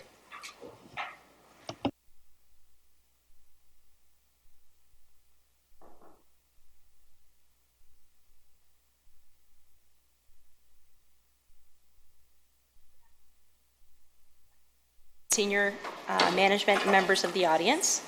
I'm happy to present the 2018 year-end capital pamphlet to you today. The purpose of the pamphlet is to give residents and council a line of sight on the city's capital project activity that is undertaken each year. We also have a written report that accompanies the pamphlet, which is in your council packet today. From road reconstruction, streetscape improvements, pond retrofits to work on our trails and parks and city facilities, the scope of the city's capital work is large and varied. And a big thank you to Tony Ivaroni and his communications team, Janice Works and Kat Mills, for pulling together this great document. Without further ado, I will take you through a brief walkthrough of the capital pamphlet, which is located on the city's website. So page 1 from the report, the total capital budget from 2018 to 2026 was $451 million. The city manages $1.15 billion of tangible capital assets, from our roads, water systems, to our facilities. Page 2 is a list of the city's 6 priorities from the 2015-18 strategic plan, and is provided to help inform the city's capital investment choices. Page 3, the 2018 budget was $121 million, and the 2019 to 2026 forecast was $330 million for the total envelope of $451 we talked about. While all strategic priorities are important, the infrastructure renewal piece dominates the budget. Page 4, our capital budgets are funded from our reserves and our reserve funds, and the largest contributor to our funding is development charges from the chart. The tax-based reserves such as CURF and CRF account for another large source of funding, and both account for nearly 60% of all reserve funding. Moving on to our actual results for the year, the city had 344 active projects in 2018. 39.3 million was spent. 84% of those projects were considered on track, and 16% of the projects had revisions to budget or timelines, with a rationale outlined below.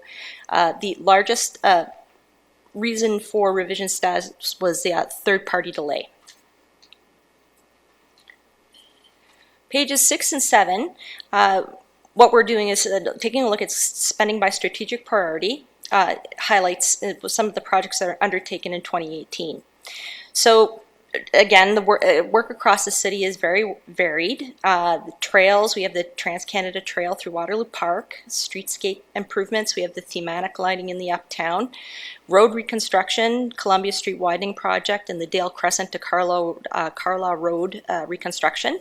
Park upgrades, such as to the Mary Allen Park. and facility rehabilitation, such as the main library and the finishing of the Canadian Clay and Glass Museum. And the final part of the report are key highlights from the 2018 capital report. It just goes into a deeper dive of some of the projects that were undertaken. So just a few examples. The city contributing $300,000 to the hospice of Waterloo region. And the project is the first of its kind in the region, serving a hub for palliative service in our community. Then there's the Trail and Bikeway Master Plan. Had many items occurring in 2018, such as the Moses Springer Trail and Park design of active transportation improvements on Lincoln Road, and the future of and for the future East Side Library, and working in partnership with the region to deliver the construction of multi-use trails on King Street north-south of Conestoga Mall. And the other large was road reconstruction citywide. 11.3 million of the 39.3 million, or 29%, was devoted to roads. And one of the major road projects was the Columbia Street widening project. Columbia Street was fully open to 4 lanes for public use between Fisher-Hallman Road and Herbsville Road in the summer of 2018. So that's just a very brief overview of the capital pamphlet, and more details and more analysis are in the actual written report. Thank you very much for the overview, Kim. I appreciate communications work as well, and helping to try to tell a complex story, particularly with 344 active projects under the way. Says a lot about the work that our staff are doing day to day when folks wonder. It's a lot of project management to be able to deliver stuff to folks in the city. Questions for Kim? I see thumbs in the correct direction from the mayor. Councillor Bonagor. Through you, Chair Henry. I have a very small question. It's more just me trying to understand this in full, and it might be in the weeds, so I direct it to any staff who wish to answer. In the top 10 projects by expenditure, it says 1.2 million on corporate space planning. What does that mean? Well, corporate space planning is reorganization of City Hall and Service Center spaces to accommodate employees. And so there was reorganization. We moved the city clerk's office up to the top floor here in City Hall, and the Service Center had a major renovation, and there was also space planning items that occurred there as well. And taking our servers out of the floodplain and putting them somewhere not in the floodplain, so that they can be more server-y during extreme weather events and less wet. Those were one of the things that took a lot of years to be able to resolve. And I know Max sitting over there is very happy that he can that he doesn't have to have his staff try to bail buckets during these events to keep things going. Any other questions on this report? It's a good one. I look forward to seeing the results in future years as well of the cash flowing exercise, to see if we can optimize timing in an effective way as soon as Doug Ford gives staff some bandwidth to actually work on our priorities rather than his. I think that will be helpful. So this is another one to receive. Motion to receive from Councillor Hanmer, Councillor Veith. All those in favour, consider it received. Thank you very much. I get to turn a page. This is great. Okay. Corporate Climate Adaptation Plan. Robin, you're back. I'm back. And this time with a final adaptation plan that we're seeking council approval or endorsement on this afternoon. So as a quick recap in terms of how we got to this point in time, I know it was just a month and a bit ago that we went through this, so I'm going to make this as quick as possible. But ultimately, this whole process started with a council-approved terms of reference that set both the scope and the approach we were going to take to the adaptation planning. And that scope was focused on the assets, operations, and services that the city's responsible for. And it relied on an approach that used what's known as the BARC framework and an adaptation working group that was made up of 12 different divisions across the city. So one of the first tasks of that working group was to identify the impacts of climate change on the city's assets, operations, and services. That group ultimately came up with 46 impacts, and those 46 impacts were then put through a vulnerability assessment that looked at sensitivity and adaptive capacity. And of those 46 impacts, 28 ranked with a medium or high vulnerability. So they were then put forward to a risk assessment process. And it was through that risk assessment that we looked at both likelihood and consequence. And so collectively between that vulnerability and risk assessment process, we identified 11 priority impacts. And those 11 priority impacts were moved forward to action planning. To help with action planning, we set a vision, and a set of principles, and a set of goals, and then ultimately developed 37 actions that would address those goals, as well as the 11 priority impacts. We then developed the draft plan, which was mid-May or so, or early May, I think, when it was tabled at council, and then went out and did community engagement. So we did 4 pop-up events, as well as had Engage Waterloo content. And ultimately, the feedback we got from the community was that, or their feedback served to validate the core components of the plan, and it enabled us to finalize the plan so we could come back today. So what's changed since you last saw it? 4 key things. The first of which is that we've added some wording about exploring integrated solutions where there's joint capacity, interests, and jurisdiction with the region, but that would also follow suit with City of Kitchener or whatnot. Added some wording to try and clarify the intent behind identifying opportunities related to climate change.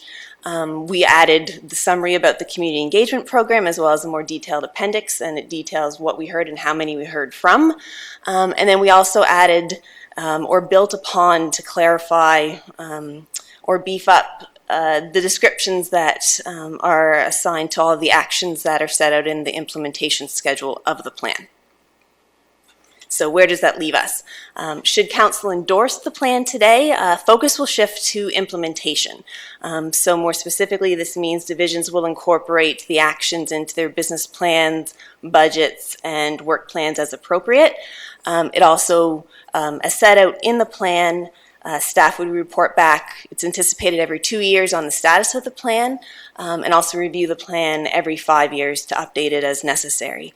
I think the point I'll leave you with, or I'll end this presentation with, is since adaptation is a process and not a state or an end goal, this is certainly not the last time you'll hear from staff on this topic. So I'll end it there. Nor will this be the last time from this council, I'm sure. Questions for Robin? Councillor Boniger. Through you, Chair Henry, I have kind of a question and a comment. So question will come first. So I got really into the weeds on this. Hope that's okay. So with item 5.4, when we're talking about green infrastructure, I'm just curious, does that extend to building materials and net zero building practices? Like, is there a place where mitigation and adaptation come together to create a framework for like greening city buildings? Give me one quick second to reread action 5.4, and then your answer will follow that. So yes and no. So this action is primarily driven at the city's assets. So whatever we have in terms of green infrastructure will be incorporated into the asset management plan. More broadly though, so that's kind of the no compartment of the answer. The yes piece is the more broader picture where we have all the work that Climate Action WR is doing related to reducing or managing our greenhouse gas emissions in the community.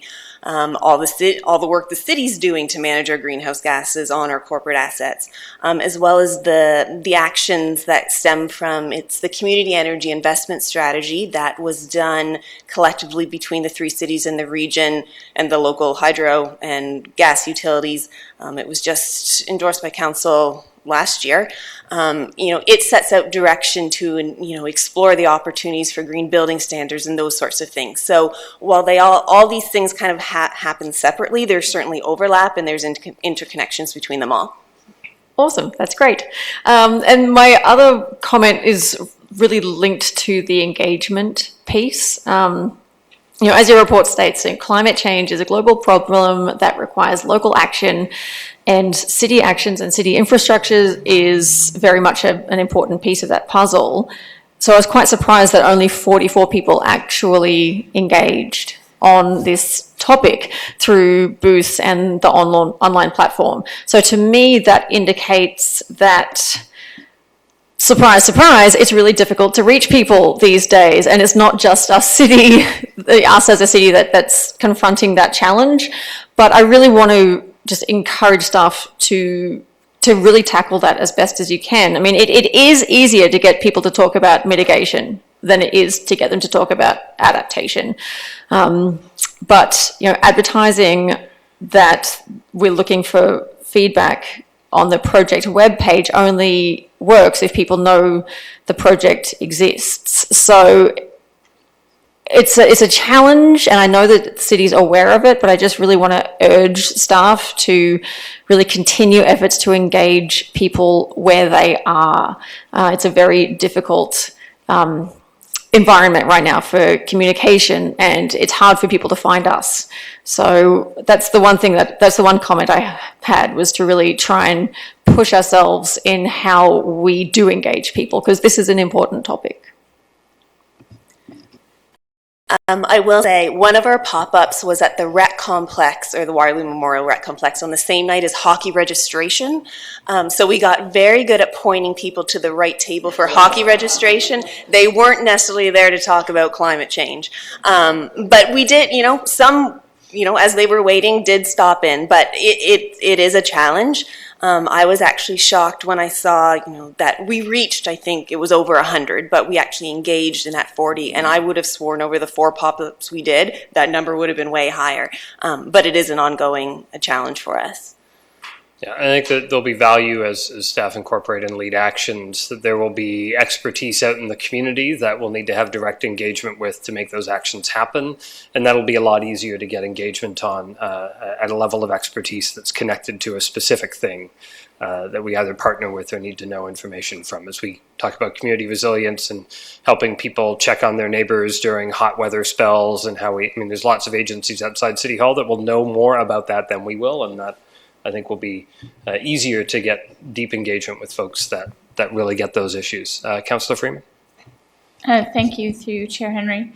I was hoping that it's possible to unpack some of the documents so they're not in the PDF form. Like when you drop down the climate adaptation plan on our plans page on our website, they're just PDFs, excuse me, that have to be downloaded. And I just felt like that the listing of the actions that Councillor Bonagor made reference to, so the points, and then the infographics that we had were really good. And I liked how finance unpacked the budget and showed the infographics right on the websites, as opposed to requiring. So I didn't know whether that's something we could do, is on the drop-down menu under plans for the climate adaptation plan to actually just kind of pull out those key pieces and the infographics. That's certainly something I'll work with communications to, the list of actions and the infographic alone in a non-PDF format. I can certainly look into that. Yeah, because then we can send it out as a link, because links that require a download of a PDF take a lot of data, and they're hard to, they take some data, but they're hard to really see.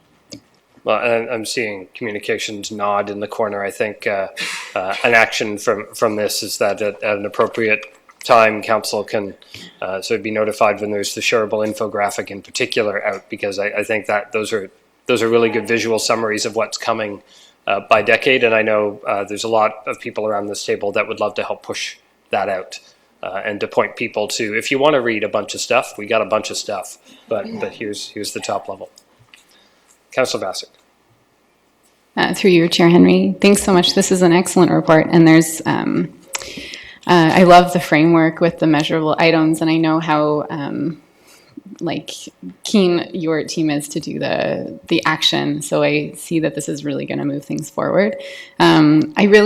I mean, we've talked about this. So I really just wanted to know if anyone else on council had a similar reaction to this. And I really appreciate that you've added the intent. So the intent around opportunities.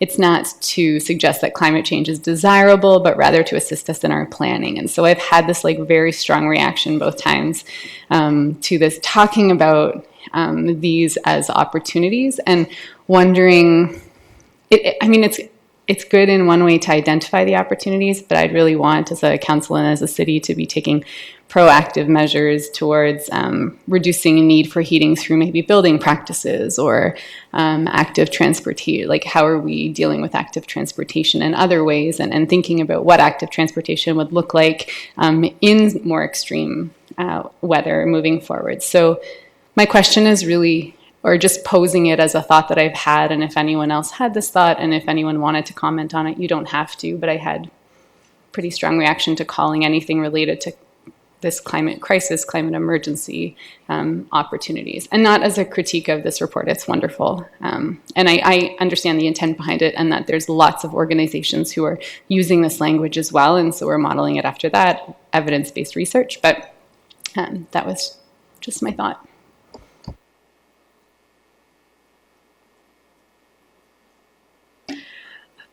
In response, I paused. It made me pause when I saw that. But then it kind of made me frame my thinking about, there may be opportunities for the city to do better regardless. So, it made me pause. I'm not going to say I'm a huge fan of it, but it's also not misstating the situation. So that's where I came down on it. Okay, Councillor Henry. Thank you, through you, Chair Henry, to Councillor Vasek. I would say the same thing. I was looking at it more in a lens of, it's a reality, we need to be dealing with it. How can we improve and do better? And so when I looked at the action items that were around it, I thought, okay, yes, this is about changing attitudes and carrying it forward. So it wasn't quite as unsettling for me. What was more concerning for me actually was 9 goals and 32 action items, and how we were actually going to be able to accomplish all of that. Just the sheer magnitude of the plan, and I appreciate it. It's a wonderful, comprehensive plan, and it's got us going for the next almost 25 years, I think, when I counted it all out. So I guess I do have a question. With all of that, it is fairly aggressive in terms of what you're wanting to do. Is there anything? What are the 2 or 3 things that you are really concerned about that we might not hit the mark on? I've never thought about it like that. I'm going into the implementation of this plan with a good amount of confidence because of where it was developed from. It was from that working group of 12 staff that represented 12 different divisions. And those groups didn't commit to things that they didn't feel were appropriate, necessary, needed, and doable. As plans always unfold, there may be tweaks and modifications as we go, but I think at the outset there's an understanding that these are the priorities that we should start to tackle, and let's give this our best effort. Okay. So there's a bit of a commitment that's gone along with it too, that they haven't overcommitted. I hope not. Thank you. Yeah, and I, without being a fly on the wall of the room, you can see some language in the actions that are much more immediacy forward to getting all the way to the end versus we should take a look at and see if we might be able to, and then do it. So there's different levels of wording of commitment. Mr. Rapp? Certainly, just if I can add in, these type of documents too, we view them as they're aspirational, and that while we might not hit certain things, we really want to try and aspire to things, and that's where we can try and get. And when it's come from staff and the sections themselves, we find that supports the group as well. So we're thinking fairly positively about achieving most of these, if not all of them. But again, it's an aspirational document for many of our staff. And Ms. Patel. Through you, Chair Henry, and looking at some of the work plan and the goals, because it's not yet been built into the budget, that is one of the things that we need to keep track of. So it might not just be the ability staff time to do it, it will have to be factored into the budget and all those constraints. I think that's where the connection to business plans is really helpful, and I think council, to the extent that there is interest in those sort of 1 to 3 year action opportunities, we have an opportunity to take a really hard look at business plans and see if the balance that staff believe is right when we go through our 3-year budget approval is the balance council feels is right in terms of the action mix to move the strategic plan forward. So. That's our line of sight, I'd say, for how fast these are moving forward. I don't see any further questions or comments, so I will look for a motion to be approved. Moved by Councillor Vasic, second by Councillor Bonagor. All those in favor? That's carried. Thank you. Thank you very much. Lots of work ahead, hopefully not all on the side of desks. Next up, we have the City of Waterloo Brownfield Tax Increment Grant Program Renewal. So we are welcoming an interloper into our chambers. Welcome, Region of Waterloo, Ryan. Thank you, Chair Henry, committee members, council, staff, and folks listening. While rare, not unique, I'm coming here to see through the report that was prepared just a little while ago. And what I just hope to convey simply is that we have a really important program here before you to talk about financial incentives related to brownfields development. So, as noted in the report, I'll kind of stay in those lanes where there's 2 programs. One of them is a Regional Development Charges program administered by the region that helps fund brownfield costs. And once that RDC, Regional Development portion, is used, this is all based off eligible costs and reporting structure, then flips to tax increment financing, TIG. And that is a shared program between the city and the region. And so in this case, the City of Waterloo adopted its first TIG program back in 2013. It was a great report by Adam Lauder and talked about the scope and scale and importance of brownfields. It takes time for these projects to materialize, and that's where we are today.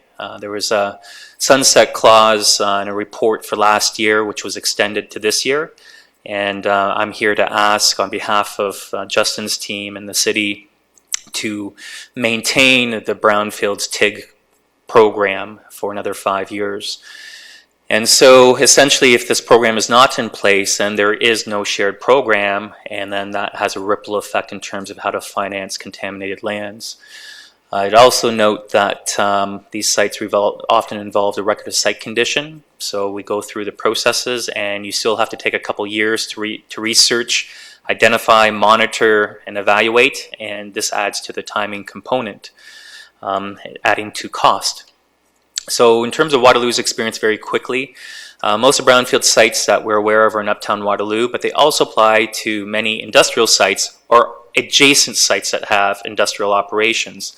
This is a level of contamination that might cross properties or on property. And so the city has a limited land, and we're just starting to see an uptake, an absorption, a need for the brownfields program as people are approaching these contaminated properties. And so there is a growing need for this. And the first TIG program was 181 King Street. That was a circa 1877 project approved last year. And in total, there was about $1.65 million of contamination on that property, and they ran through the program. And so what is happening is that there's a whole new wave of development projects that are now maturing and reaching an important milestone that need and rely on these programs coming through that have been planned for a number of years. It's projects like the Strata, which is the post office site you're aware of, the King John Towers, that's going through a board hearing right now, I guess LPAT, the Ontario Dye Company lands. These are just examples and samples of projects, and some of them are outside the Uptown. And that could result in future brownfields applications down the road. We identified up to 1,800 units of potential housing units that could be tied to brownfields development, so it's a significant supply of housing. And the recommendation that we've added in here, just given this, where we are at this moment, is to extend this for another 5-year cycle. Implications, now we're getting into really small text font on the presentation. Both governments have to participate to use the program and for it to be in effect. The region funds about 60% of the tax financing, and so the region carries the majority of the financing, with the city about 40%, and it might move a couple points. The TIG only applies to future tax revenue, not existing tax. This is a really important point. Properties that are generating tax to date, the TIG only applies to the future revenue growth from taxes. So you're not losing tax assessment, or tax revenue, excuse me, on existing properties. What I would note, though, is that it could take anywhere from 1 to 10 years to run through the TIG program based off the total cost of the project. In terms of future tax implications, Brad Weitzel was, and your finance team was very, very helpful in terms of plotting out some forecasting and to understand the implications.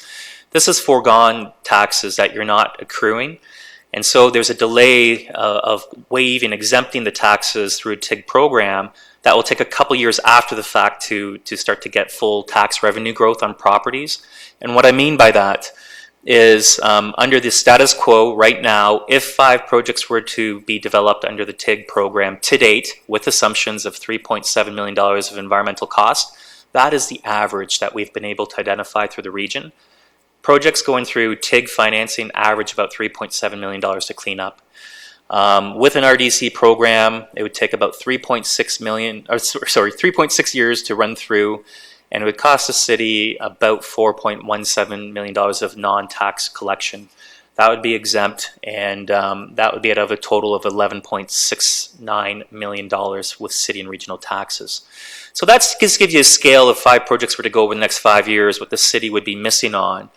But the point is that the sites would be developing, moving through the process, and eventually paying full tax under the new rate. So that's what you're weighing. It's the catalyst to make it happen. Now, there's some discussion in the report, and it seems to be moving forward about the region rolling out and phasing out the regional development charge fees, or excuse me, the regional development charge exemption program. And so in this case, right now to date, the region funds through this program regional development charges values towards brownfield remediation. Well, they're talking about phasing that down and putting caps in place. So as a comparable, what we did, and with the help of finance, we just gave a very black and white scenario. If there's no RDC program, what's the financial responsibility and weight for the city and the region?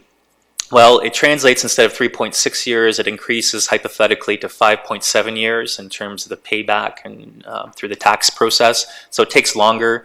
The amount of money increases, certainly from going from $11.7 million to $18.5 million. And the city portion increases to about $6.6 million of foregone tax revenue growth.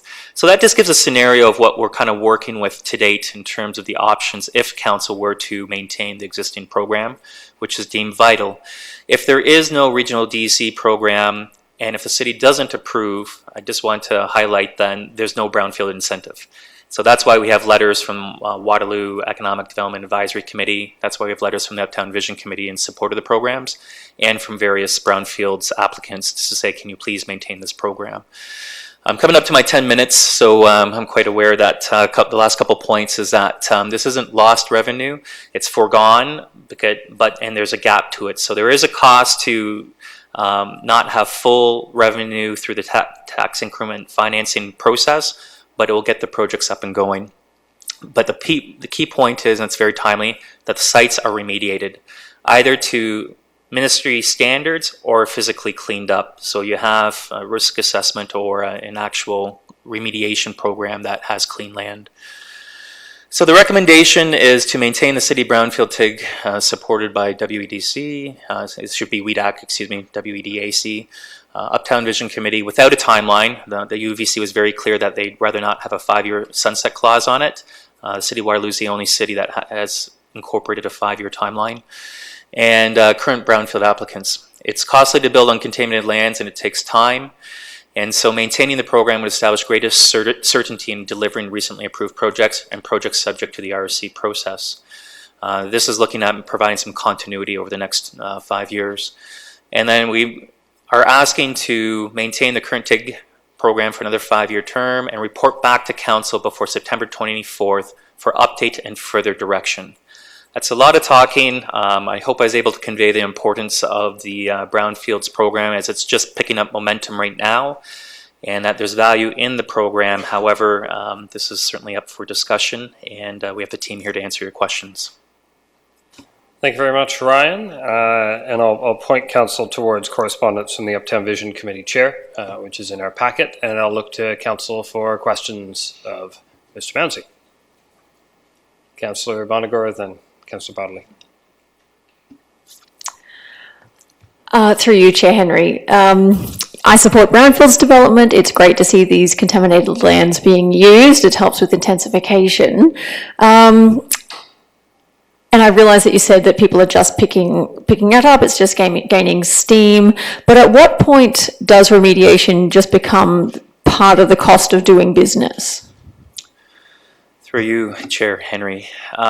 These are all the uncertainties when you develop land.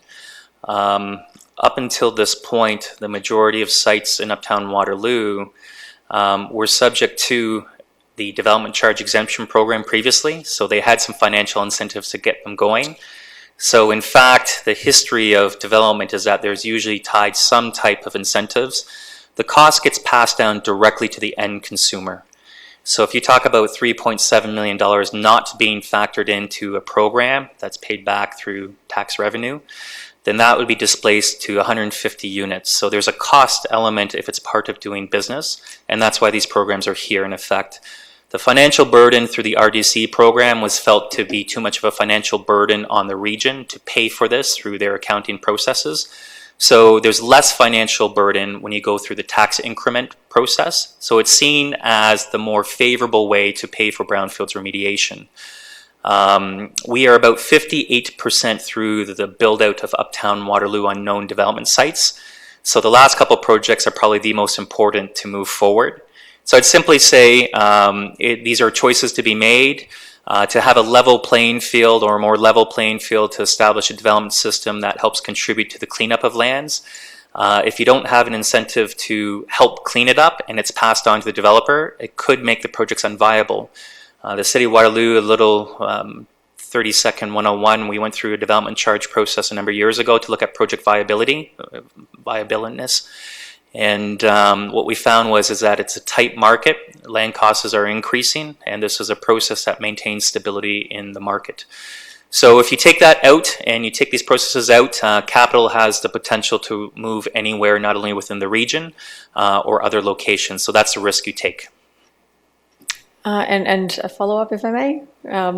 So as you noted, and as the report notes, the region is going to be discussing this week to what extent it will continue the exemptions that it currently offers. So I'm just, that raises a flag of caution for me. So if the region does reduce, in part, the support that these developers would be getting, are there ways that the city could kind of alleviate the risk of any additional costs? Would we need to constrain the program in some way? And just to make sure that we're not left on the hook for more, should the region not be offsetting quite so much? I'll attempt to answer this to the best of my ability, obviously in a different, with the lens of the City of Waterloo, and look for others to add to the commentary. But this is a regional program. And so the region's providing a financial service on the front end for RDCs. So it's within their purview and their decision to say, do they want it? Don't they want it? Where do they go? And they went through their consultation process, which they're going through right now. Their RDC bylaw comes up in July of this year, so they have to make a decision on whether to keep it or to phase it out or to eliminate it. And that's going to go through their consultation process. What I would note is that the whole basis and premise of the city is that, and the region as a shared TIG program, is that these are foregone revenues to pay for the cost of remediation. It's very specific. So I don't want to say it's costing the city nothing, but it's pretty close in terms of if it were to maintain it, the existing property taxes are being paid. If we know of 5 to 7 projects, the financial burden increases through the tax revenue model, but it's money that you're not receiving or spending right now. So it's the least financial implication or weight through incentives, when you do development charges, whether it's the city or the region, you have to pay that back. You don't in this case. You forego that cost, and then it comes back at full assessment with the people there. So I think in terms of what else can the city do, I'd certainly maybe turn it over to some others if they have any other ideas there, because this is going through the process right now, and there's consultation opportunities to touch base with the region. Through you, Councillor Henry, Chair Henry, I think it's important to note that although the region is looking to phase out the RDC component, which has been absorbing the bulk of the costs of these applications as they come through. I think we've had 13 or 14 region-wide and one application in the city. As Ryan noted, it was $1.65 million for the one that happened in the city. And the end cost to the city of Waterloo was actually only about $100,000 as part of that, because the RDC component is so big. So they're walking right away from that piece. However, they're still taking 60% of what we're talking about kind of continuing forward. So they're still, 1.5 times the payout, the commitment that we would be in terms of things going forward. Another way to look at this, interestingly enough, is because of the way it's been structured, we essentially, except for the $100,000 over the last 6 years, have not been participating in this program, although we've been able to claim we have a brownfields program. So really now we're really just actually starting to, if we can, if the decision is to move forward, to really start with our participation in the brownfield program. Councillor Bodley? Through you, Chair Henry. I have a little bit of, I understand that it's like looking at this in a bubble, it makes sense for the city in terms of generating tax revenue long term on sites that are not generating very much in the way of tax revenue today.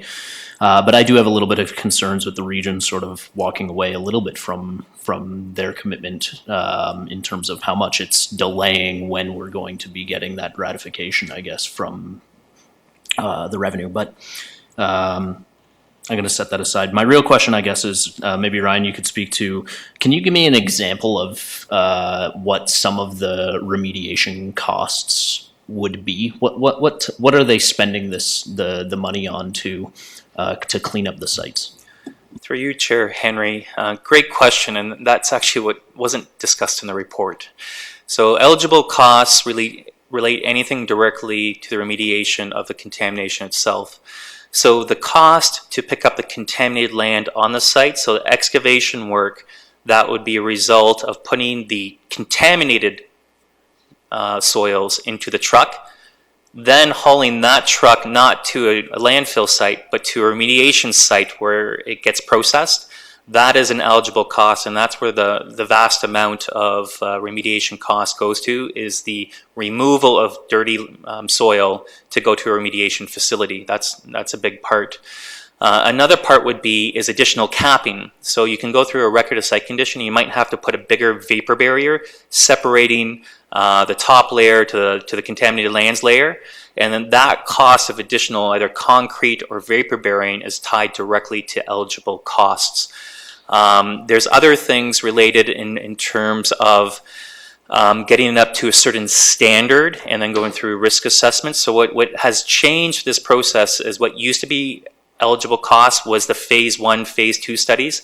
That's been phased out. There's no more money to pay for the studies of this work, so that's been removed, and it's only related to the actual remediation costs at 100%. So those are two examples there. Certainly I can think of a couple more, but that covers the scope.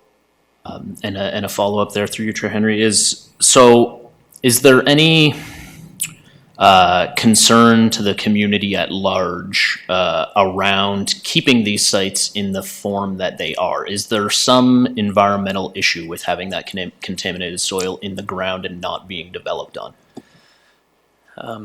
Through you, Chair Henry,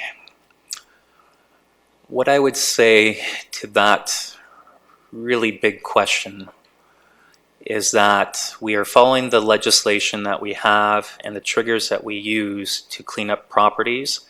And so through the approval processes, this is administered through provincial criteria.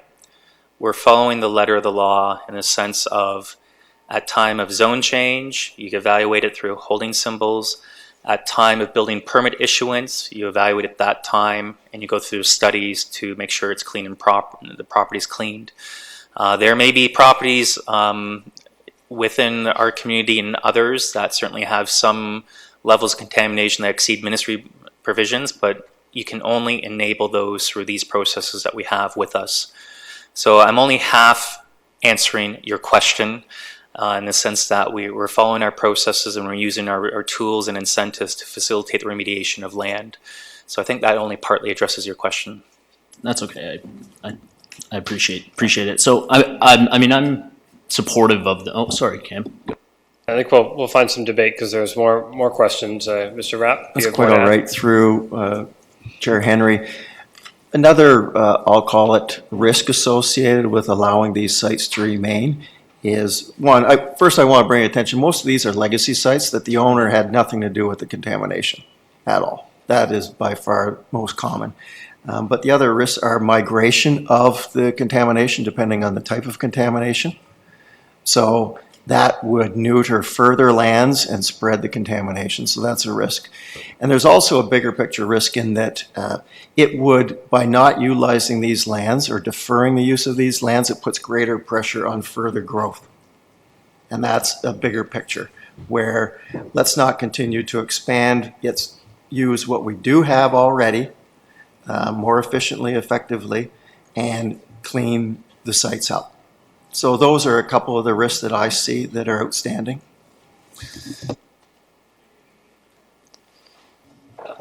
If you've got more questions, we can do that. Otherwise, I want to get questions done, and I've got more from comments. Okay, Councillor Vasic.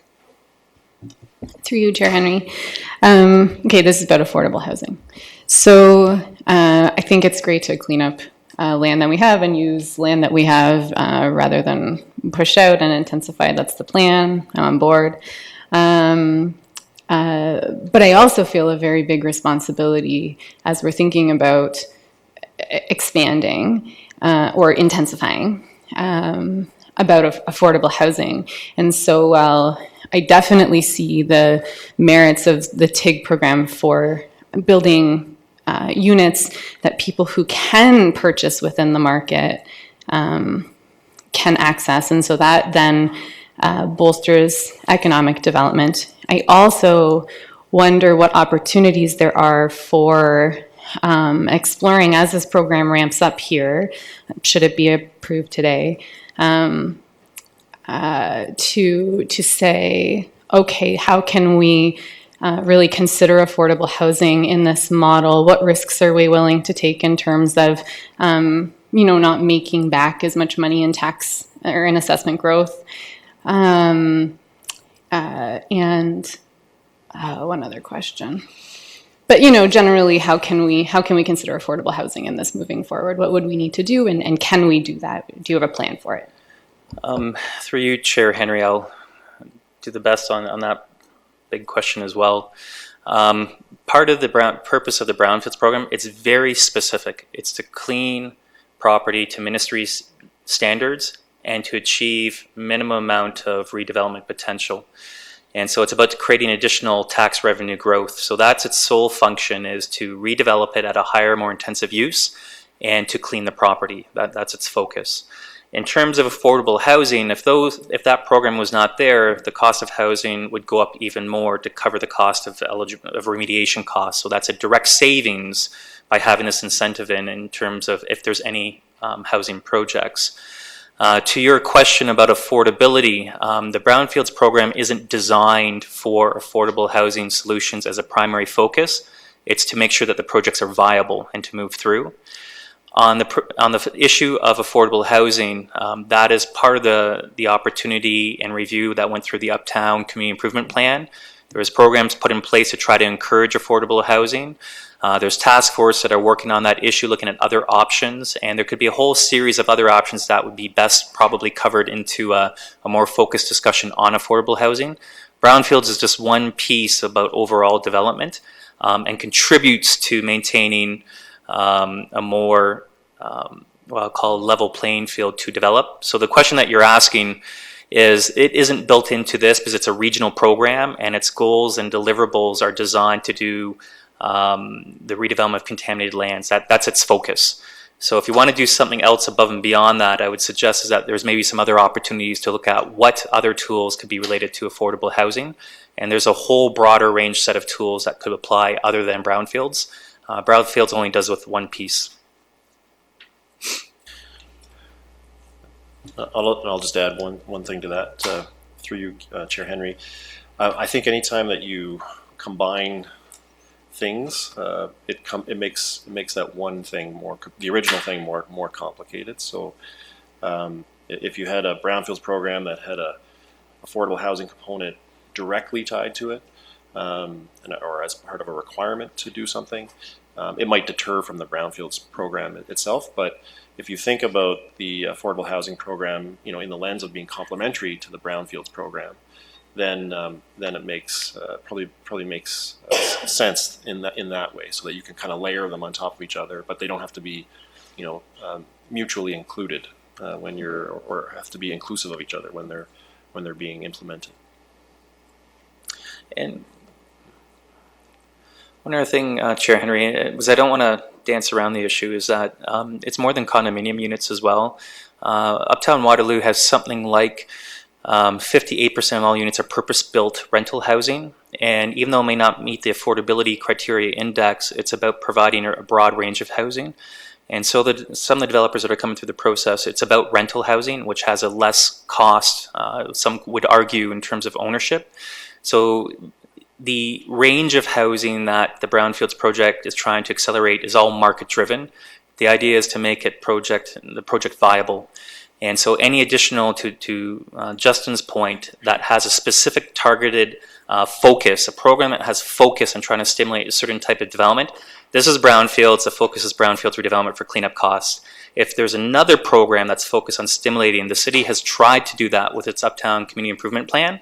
And obviously the economics just aren't quite there to stimulate that type of housing within the Uptown boundary. So this will take more work, will take more examination, and this program is only one piece of the overall city building effort. Another program is needed to look at this in greater detail. I would note, and then I'll let you follow up, and then I'll go to Councillor Freeman. I would note that one of the actions this year on planning's business plan was a joint initiative with the City of Kitchener to review inclusionary zoning. Detailed, lengthy beast of a background study necessary to be able to support all of that. Requirements in the province to understand the economics of any requirements that we overlay, and a funding strategy and programs with official plan amendments and zoning bylaw amendments to implement it. Doing that would connect and layer on top of all sites within the boundaries, which would be the major transit station areas, which would include a lot of where these sites would end up. So we're going down a path to which we could have an option of effectively imposing that layer that Mr. McFadden was talking about on top of this, which will be a consideration we'll have to give, because more things make projects more complex to think about. So there's lots of detail and complexity for us to grapple with, and that's why the background study to the inclusionary zoning piece is such a beast, because it requires some third-party review and lots of detailed analysis on housing needs and how all of that flows through. But are you for follow-up, and then Councillor Freeman? Thanks. I mean, I guess that's part of the reason why I'm worried that the inclusionary zoning study won't happen, because of potentially if we have to reallocate funds, what will get lost because of what we are losing in terms of funding from the provincial government. So I'm just worried that that's a risk. And so I wonder, and I totally get that it's really complex, but I'm sitting here having to make these decisions and saying, I mean, I have to live with these decisions, right? And so do I want to clean up brownfields? Yeah, totally. Do I want cool buildings and intensification so you don't have to push out to the Wilmot line? Yeah, for sure. So I support and I appreciate all of these things. I just wonder, I mean, the city is complex and this program is complex. And so if there's any opportunity to just explore it through this, if there's possible risk of not going ahead with the inclusionary zoning at some point in the future, I just wonder what that might be. And if you might give consideration to that as you move forward with looking at this. Yeah, thanks. Through you, Chair Henry. When the time's right, I'm happy to move this motion. And I think one of the challenges that we have to look at is, you're right, the city's complex. And so are development pro formas. And I think that we have to decide as a city whether we want to see contaminated properties abandoned, because I can assure you that that's what will happen, because the cost to clean them up is extraordinary. It's not a little bit, it's extraordinary. And the only way to offset an extraordinary cost is to build something that will return an investment on that extraordinary cost, because the truth is people won't build it. And so I think my preference is to actually see these underutilized properties utilized before they start trying to sprawl outside of the areas where we don't want intensification. The market will, we have a market problem in Waterloo in terms of the cost of our land and the cost of our housing. And so this program is not going to address that. It's a bigger problem. And even within the Municipal Act, we don't have the right under the Municipal Act to make decisions that affect a financial outcome on a development. Like, it's in the Act.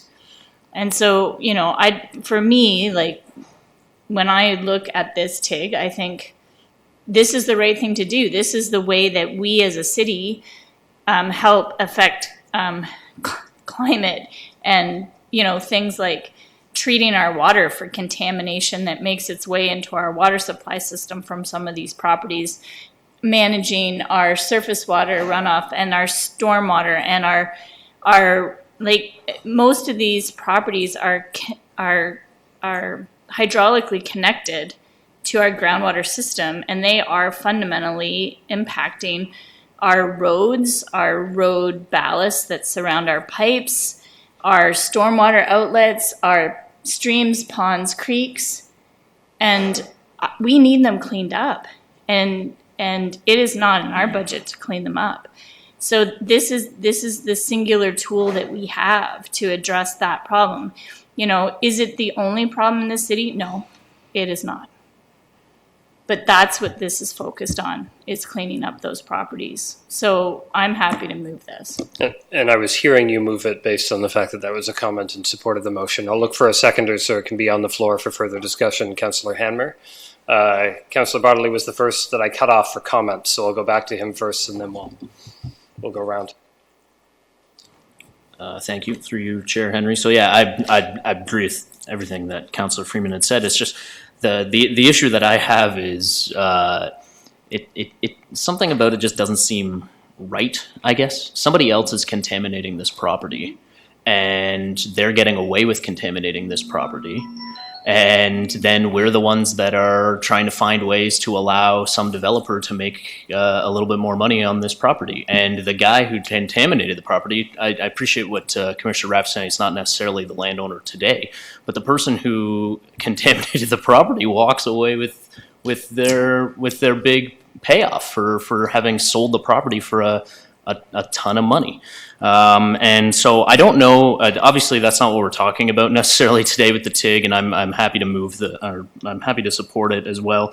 But I wonder if there are other ways for us to be asking property owners who are knowingly, we know, contaminating these properties based on what they're using them for, to be kicking in money into some reserve fund that we have to help us pay for this type of stuff. And maybe that's not within the Municipal Act, and as a new councillor, I don't know whether there is anything to that effect, but it just, there's something that's wrong about it. I'm happy to move it, I'm going to vote for it, but there's just something that seems wrong about it, and I'm having a hard time with it, I guess. I've got Councillor Enmer. Other comments here? Anyone want to respond to Councillor Bodley's sense of? I don't have a word for it. Councillor Freeman? So as a reminder to everyone, there's spring fairs, fall fairs, and winter fairs, and everything else is not fair. And that is the most truthful statement associated with contaminated property in Canada, because in Ontario, we do not have joint and severable liability. And so the Ministry of the Environment is the only arm of the government that has the tools to actually direct that property be cleaned up. And their ability to exercise those tools becomes very limited. And even their ability to litigate on it is limited. And so you're 100% right. Like, it is not fair. We had another report coming or in this packet about additional resources required for one of our roads in Uptown related to environmental impacts within our right-of-way. We don't even have tools to recover that. So I agree with you. This is it's the issue of joint and severable liability. I'm sure that Keshwar could talk about it for hours, and how much that costs the city on all aspects of liability. And this is just one of a bunch. And yeah, it is definitely not fair. Someone was going to say it. That was good. Other comments on motion on the floor? Seeing none, I'll take the vote then. All those in favor? That's carried. That's all of us. Next up, Thank you. New active/action park facilities. Karen Anderson. Exciting report.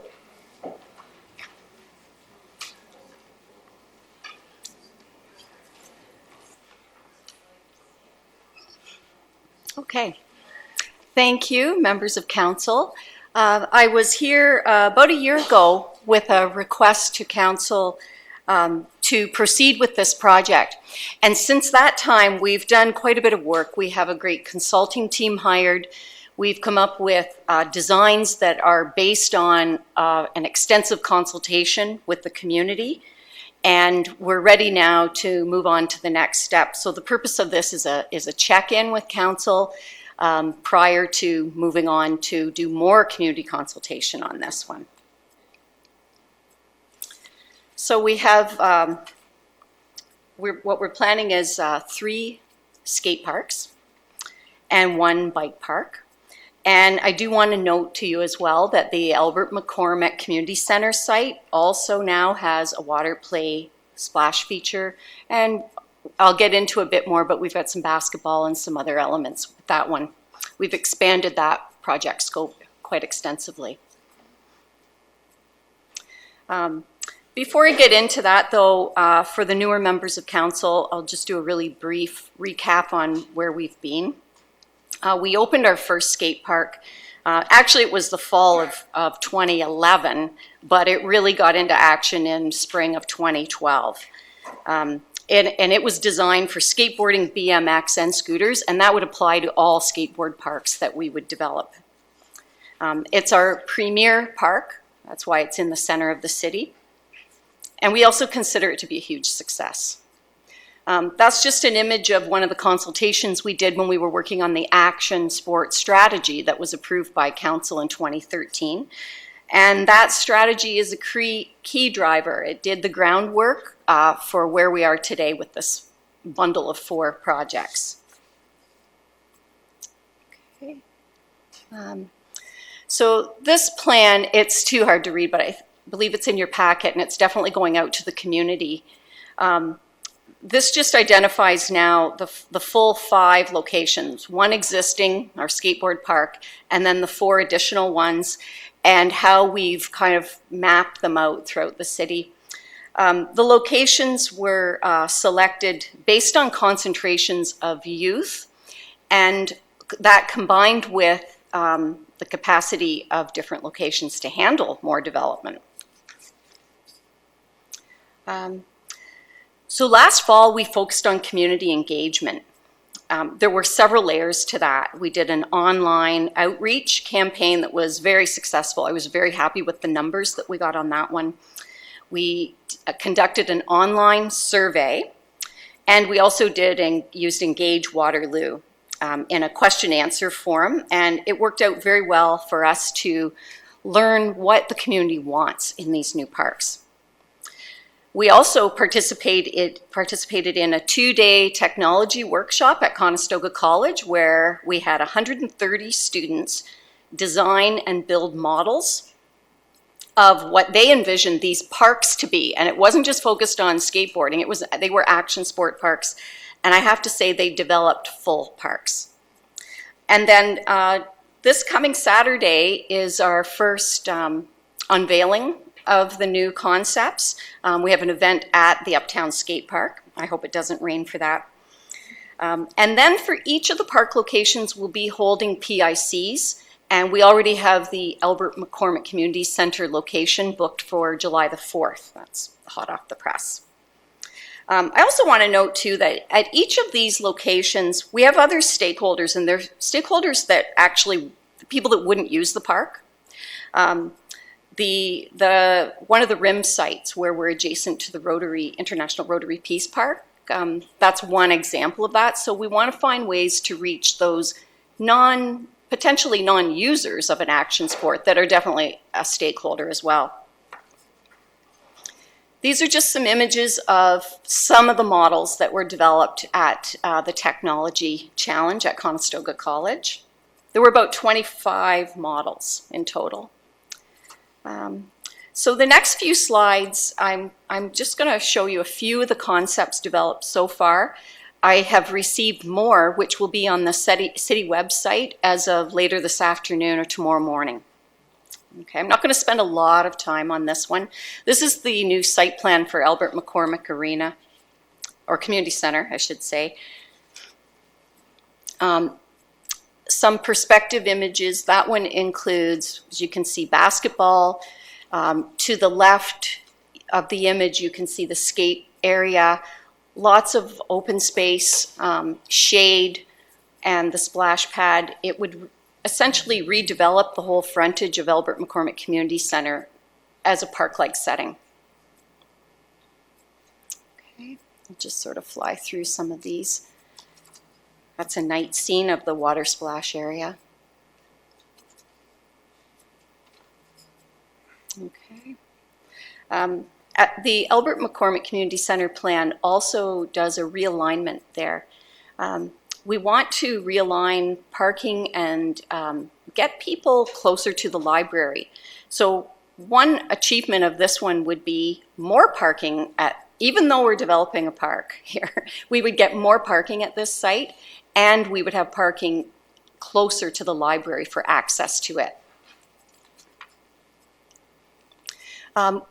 This Saturday, we will be getting into the details with the potential users at our event. We have 3D drawings of all of the skatable functions in the parks.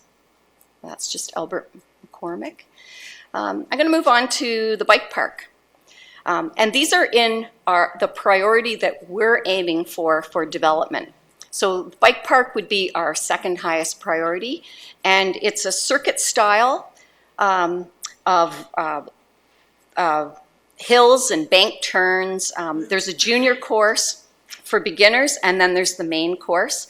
The site we've selected is nestled into the Rim Park Ball Diamonds, so we call it Rim Park West. And there's lighting already there. The site it's already a hilled area if you know it, so it's set up ideally for this purpose. The only lacking piece with this one is with all the other parks we want street frontage. This one doesn't have that, so we're keeping that in mind with some CEPTED principles to make sure that this is the place that we want it to be. The Harper Library and the Stork Family YMCA site, that one is planned, it's just a skate park and viewing areas. And Rim East, what we're proposing is it's at the site of the International Rotary Peace Park. We have had preliminary meetings with the Rotary Club, and we believe it would be an enhancement to this site. And it would be the last priority for development. So that concludes what I wanted to say today. I'm happy to answer any questions the council might have on this one. Thank you very much, Karen, for walking us through. And I know the public will be very excited to, not just for this unveiling on Saturday, but for all that's going on Saturday. Questions for Karen? Councillor Bodley, then Councillor Bonnegar. Through you, Chair Henry, and yeah, awesome. Looking forward to it on Saturday. I'm just curious, given the tie-in with the splash pad at Albert McCormick, whether any consideration was given to that for the Harper Library, since we're talking about we still haven't really come to a conclusion about where the west side splash pad is going to be. I don't know if the reason for doing it at Albert McCormick was because there's some efficiencies we're going to gain out of that, or if it was just happened to be timing makes sense and everything's good. And then I guess as a follow-up to that, does this, if not, does this preclude this area from potentially being a location for a splash pad in the west end? So it definitely was something that crossed our minds. We have somewhat limited space on that site. The YMCA runs camps there, and it was very important to the YMCA. I'm kind of going back even dialogue from 2 years ago with this project, that they wanted to sustain a lot of the grassed area. So the footprint that we've taken for the skate park at that location reflects that. Not to say that we'd be precluding a future splash pad at that location. I think it would be good to know sooner than later, though, if that was something we wanted to pursue.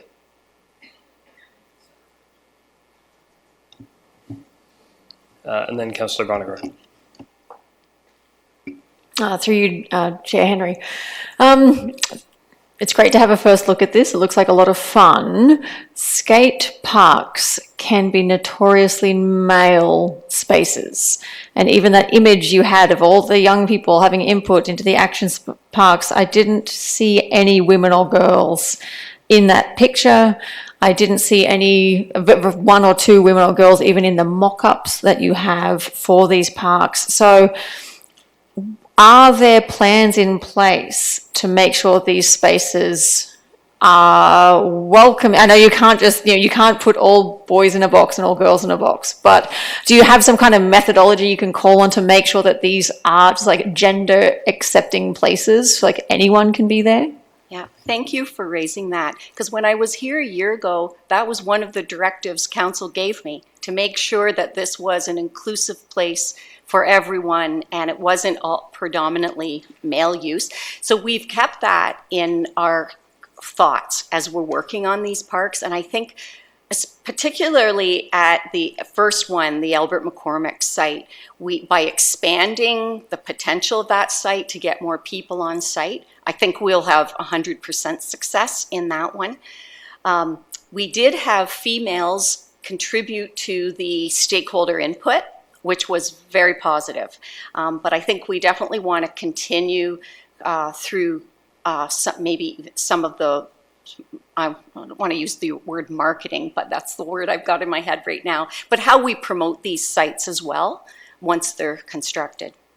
And I noticed that you had like a bike park as well. So can you give me a broader idea of when you say action sports parks? So we've got a skate park, we've got the really awesome sounding bike loop. Are there other things that you have on the back burner? Are those the predominant ideas at the moment? Can you give me an idea of that? Oh, thank you for raising that. In Waterloo, we're considering action sports to be wheeled sports. So skateboards, scooters, bikes, BMX bikes, mountain bikes, where you're moving in a site. And that limits it, because there are other sports that could fall into that category, but we're not there yet. And last question, with the Albert McCormick Park, which looks lovely, I was still struck by the fact that there's a lot of parking and there's like one half court for basketball. And given the Raptors and the fact that basketball is getting even more popular, is there a possibility that down the track a full court could be included, a second half court, just to kind of balance, give a bit more play space as opposed to all that parking at a site that's located within a neighborhood and is not too far away from an ion stop? There's actually a full court being planned in Heasley Park right across the street. And we're lining up, the project manager from that project and I are working together so that we line things up so that people will cross the street easily, and there's a sort of a way to get across. So it's coming, and I believe it's scheduled for 2020 construction as well, if not sooner. That's great. Thank you. And of course, though it's Albert McCormick Community Center, it's Albert McCormick Arena in many ways, and so it has a citywide function which draws people in. So, Councillor Beath? Well, I would be happy to move this motion, this report, as soon as possible. Yeah, there's lots of... Yeah, back to the basketball thing, that because I thought of that too after the Raptors win. But Cedar Brae Public School is right there as well, and they've got basketball nets that are used quite extensively as well, but still not enough. And Sarger Bauer, we got lots of schools in the neighborhood, but yeah, more basketball is great. And the tennis courts that are across the street, one of those is going to be converted to basketball. So I think we're good. But anyway, thank you, Karen, for the report and all your work on this. Thank you for the report, Karen. I really want to see these built, so I trust that we are going to make sure the money's in the budget. I'd note that we'd allocated some things, but I would like someone to speak to budget and the extent of funding sources being impacted by Bill 108. Mr. Dexter? Yes, through you, Chair, to Council. Yes, through Community Services budget priority sessions that we've had internally so far, we've advanced splash pad work and as well as the skate work. Within the next 3 years cycle, we're balancing those with advancement of the splash pads in the next 2 years. There is definitely a link to the Bill 108 work where those projects have been DC funded. We're advancing them. Cash flowing could be a challenge, and with some of the additional scope at Albert McCormick, we have to review that further. So definitely impacts associated with Bill 108. You've heard the unknowns, and so we're looking through that and working through that. But at this point, advancing with the community consultation, getting all the ideas, and as noted, we'll be back through the February budget process with the final outcomes there, we hope. Yeah, and I know there was some suggestions of early capital approvals in part of the report, but I think a recognition that we've got a lot up in the air and that may or may not be possible depending on what we learn between now and the fall. So it's been moved and seconded. Any further comments on this item? Seeing none, all those in favor? That's all of us. And that takes us to G. Amended purchasing bylaw. Tracy, I think you had some brief opening comments. Was that? Opening notes, Yep. yes. Afternoon, everyone. Just an outline of the report that I provided to you just outlines proposed changes to the purchasing bylaw. They're not extensive. They've been made to just incorporate some general housekeeping, to incorporate trade agreement requirements that came into effect after the last bylaw was passed, and to create some efficiencies where they're permitted through public procurement legislation and the trade agreements. So I won't go through them all in detail, but some high-level ones. For non-competitive and limited procurements, the terms single source and sole source procurements have been replaced with a new definition of non-competitive. No one really knew what a single or sole source difference was anyway, so this is clearer. And the term limited procurement now refers to what was formerly known as an invitational procurement method. So that's not open. We don't have to advertise for everyone. The threshold when we can undertake a non-competitive or limited procurement is requested to be increased to $100,000, and that is the lowest allowable amount that's permitted under the trade agreements. The trade agreements actually allow non-competitive and limited procurement for construction at a value of $250,000. The efficiencies created by doing this enables city staff to focus more of their time on the higher value, more complex procurements. In addition to procurement staff, when we evaluate RFPs, we need at least 3 evaluators, and they need to look at RFPs, score them, attend review meetings. So there's a lot of time spent on some low-value procurements. It also it helps our supplier community. So again, for low-cost RFPs, There's cost, time, and effort put into by suppliers to respond to RFPs. We're trying to alleviate some of that. It allows us to utilize contractors or consultants who may have specialized knowledge on a project. So we may have used them in the past. We might have a smaller add-on work, but in the past we would have to competitively procure that, and we may not get the same consultant, and then we're duplicating costs. So we've already paid them for some of their expertise. In addition to that, it allows us to investigate grant opportunities where full procurement process sometimes would be too long. It allows us to direct award to local suppliers when warranted, and it allows us to undertake pilot projects or expand the reach of the pilot projects. So it was difficult with pilot projects before because we had an upset limit of 25,000, and some of them carry on longer and longer, and we're spending more than 25,000. We're also introducing a contractor performance management section. This section, we're developing a performance evaluation program, and it'll give us a clearly documented process, and it'll allow us to reward good behavior from consultants and contractors through some scoring.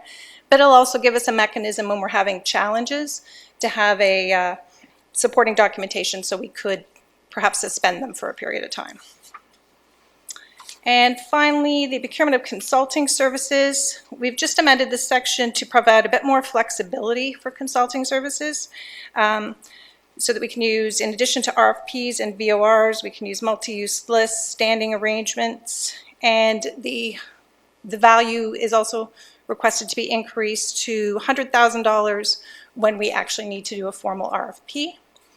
The prior bylaw introduced flexibility to use qualifications-based selection process, and we're requesting that that remain. It's important to have flexibility for the different types of projects. The Action Sports Parks was actually an example of when we used qualifications-based selection because we didn't know the scope when we hired them.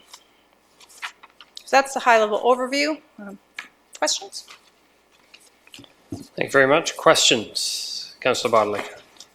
Through Chair Henry, I noted or is excited to see that there was going to be a comment or something added in there around sustainable procurement. And when I look at it, I don't want to say I got less excited, but maybe I will say that it's a little broad, I guess, in terms of what it says. It just says that its departments, divisions, sections of the city are encouraged to consider it. And I wonder if going forward, not necessarily today, but I wonder if going forward there can be a little bit more teeth put into that as we see sustainability emerging as a significant part of our strategic planning, and what maybe that might look like, or if it was considered. It is something that we can look at moving forward. The goal now is to tie in with other documents that cities already approved, like the Climate Change Adaptation Plan or the Greenhouse Gas program, that we would build those into our scopes of work. So depending on what we're procuring, it has different sustainability lenses. And sometimes we're procuring small value items, so we wouldn't want to force sustainability on that. You may end up paying more for what you're buying. So the goal is to have a process that just ties in with all the other avenues that the city is focusing on, such as even accessibility already exists and they're built into our documentation. Yeah, certainly sustainable and social procurement are interesting avenues that I think, like QBS, getting some experience under our belt with some relevant projects would help us better understand how those go forward, because they are complicated to do when you don't know how to do them the first time, to do them well. Other questions from members of council? Seeing none, there was just one observation I had that I'd like to have tied into the recommendation. In the bylaw text itself, one of the recitals, the whereas statements, was misaligned from language in the principles section. It talked about our responsibility to find the best value for the taxpayer. Of course, our money comes from many different sources, and we are more than just taxpayers. In fact, when the city spends money, we spend public money. And the principles section in the body of the bylaw actually reflects that we're seeking best value for the city, not for whoever wrote the biggest check. So I think I would like staff, when they bring us the bylaw to approve next week, to revise that whereas language to include that it's the best value for public money rather than for the taxpayer. If people are fine with that, I'll look for someone to move it. Mayor Jaworski, seconded by who haven't I gotten recently? Councillor Hammer. Any further discussion? Seeing none, all those in favor? That's carried. Next up, asset management, city utilities report cards. I think we got the big presentation last month, so nothing here, but are there questions based on review of the utilities report cards from council? Councillor Bartley? Don't worry, you don't have to go that high. I can see the hand. I'm looking for it. It's just for the mayor. Sorry, through you, Chair Henry. Lost my train of thought. With the stormwater management ponds, I'm curious. A lot of times the stormwater management pond itself has the asset for what its intended use is, but there's also often trails and things like this surrounding the stormwater management pond that are more community based. Does that element fall within the stormwater management pond asset, or does that fall within the Parks Department? Through you, Chair Henry, to Councillor Bodley. At this time, those types of details are being worked through with the different departments and SMEs to determine, because there's times where Parks wants to own it and there's times where Stormwater wants to own it. I would advocate, if I can, sorry, through you, Chair Henry, I would advocate that it probably makes more sense in parks. In stormwater, from a stormwater management perspective, I think we get pressure from the community for the trails and things like that to look nice, and that really doesn't fall under the functionality of the stormwater management pond. So that would be my comment, I guess. I think if we can translate that observation as an observation for staff to consider in those deliberations rather than as direction that Parks now owns everything. I can see Jeff Silcox-Childs going, I don't know, I also don't want all of these things. But I think it's helpful helpful observation and some of the feedback that people are hearing. I think the one highlight that I'd have from looking at these is the graphs looking forward look significantly differently for water and for sanitary and for storm. And in many cases, the infrastructure is all under the same road. And as we know from last month, roads is vastly underfunded. And so as we go forward, there's coordination challenges to manage. Cass, did you want to comment at all on what we're trying to do to deal with that coordination issue? Because you can see it very clearly in the graphs that these things are getting a little bit off kilter and is going to be a challenge. Through you, Councillor Henry. So I'll start the conversation off while I deferred the last part of it to Dan de Toronto. But a few years ago, like about 10 years ago, roads had a little bit more money in the funding, and so coordinating the projects was difficult, and it was limited by Storm not having funding. Now Storm has a sustainable funding source that might still need some help, but it's about coordinating the projects with the roads funding, because roads is limited. So water, wastewater, and storm, they all have a little bit more money to potentially allocate to these projects. But the actual coordination and choosing of the projects, that part I'm going to defer to Dan. Thank you. Through your chair, Henry. I think the answer is similar to the one Mr. Ormson gave when he was here a few weeks for the roads piece, and it's really that we use professional judgment to try to coordinate to the best of our ability the needs on each of those sectors. We've been working, I believe, on a cross-asset coordination tool that kind of scores and rates the criticalities of each one's individually and then aggregates collectively to help us make those choices. But you're right, there has been different funding levels, different ages of infrastructure, so it's about weighing the individual needs versus the collective need and sort of prioritizing from there, and we do that on an ongoing basis through every budget cycle, through every project that comes up for consideration. And before I go to Mr. Epp for a higher level further response, can I just add, I know that the inputs here are based on our existing, approved and forecast capital budget over 10 years. But when we look at the graphs between, 11 and 25, and we've got a funding envelope that we know, are we counting on being able to do projects for storm or sanitary or water that we don't actually have funds for on the roads forecast? I know we have to in the existing capital forecast because the project sheets come together, but are these disentangling once we get beyond the capital forecast in terms of what we're seeing on the graphs? Through you, Chair Henry. So years 11 through 25 are actually based on the funding allocated through years 1 through 10. So it's basically a 10-year average, and it's saying that we're going to spend it out. So if stormwater is looking worse by the end, that could be because we're spending lower amounts in the first 10 years. So it's a 10-year average, and as every year goes by and we update that information, the graph and the data will continually be updated. Certainly, and Chair Henry, just as a quick observation, this is the better scenario of the reverse, for certain, where we had the good roads on top of the poor infrastructure below. So if we were going to have a scenario like this occur, this is the best one. That the surface work is a lot cheaper, and we don't have to wreck or damage any of the underground works just to shave and pave or do a reconstruction just on the top portion.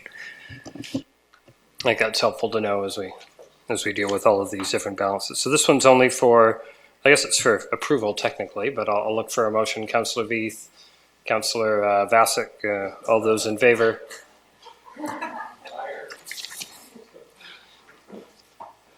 I think the yoga exercise room that was set up is down the hall. If we do get a break, maybe that'll be appropriate.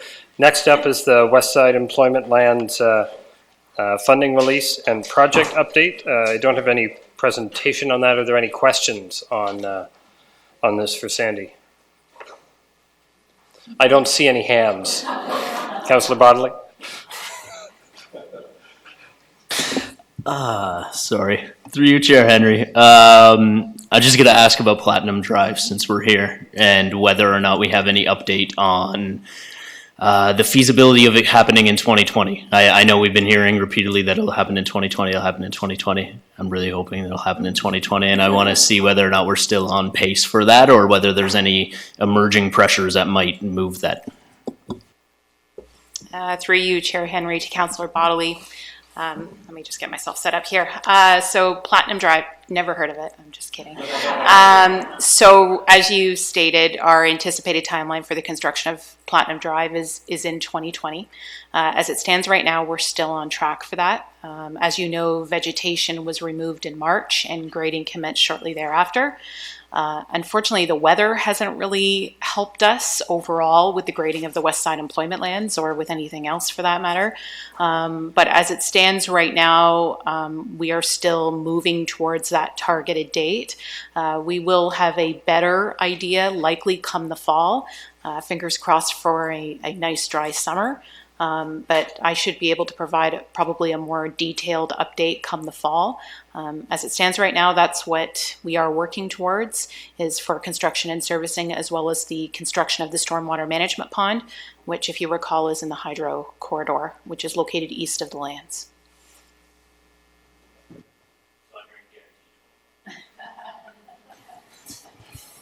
Anything else from other members of council?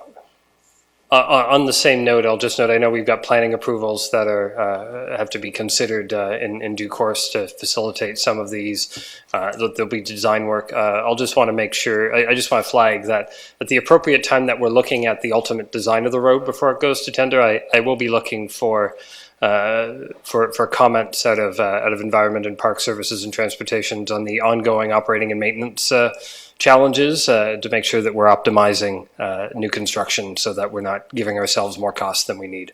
I know we heard last month some risk concerns around maintaining medians, and I saw that on the cross section. So I just want to fully understand that aspect when it comes back. There is limited budget going forward, so we got to really think about what we're doing on all of those. Okay, so you should move the motion. That would be Royce. How about Councillor Hanmer for a second, since it heads in your direction? There you go. All those in favor? Carried. I'm just going to go above the noise here. As mentioned earlier by Councillor Freeman, we have the Herb Street reconstruction memo to Caroline, additional funding retroactively.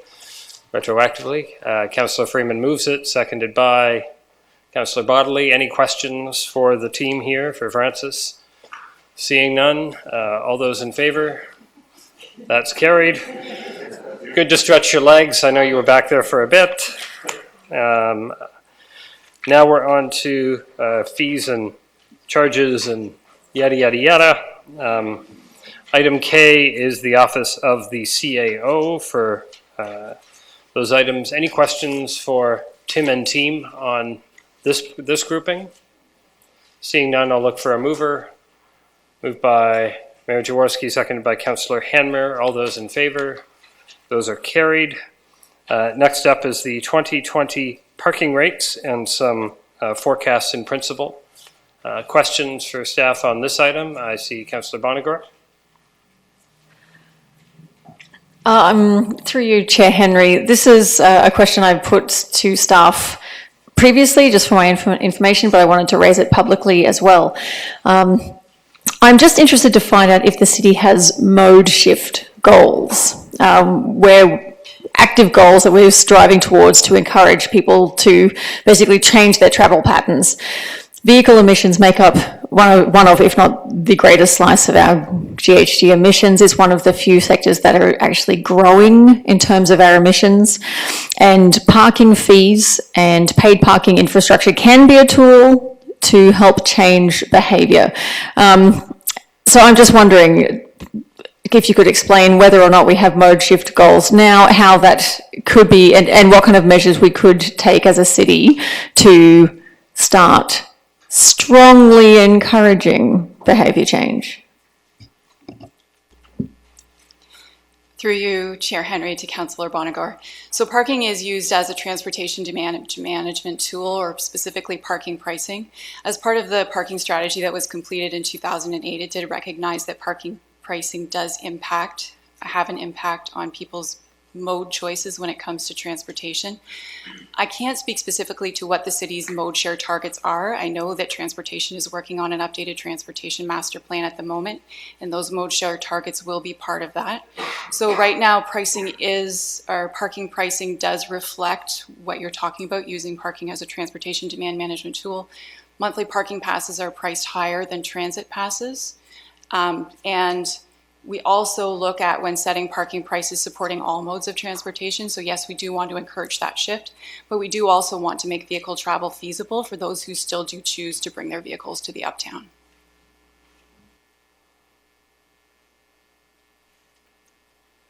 You were leaning in as if there was more. Yeah.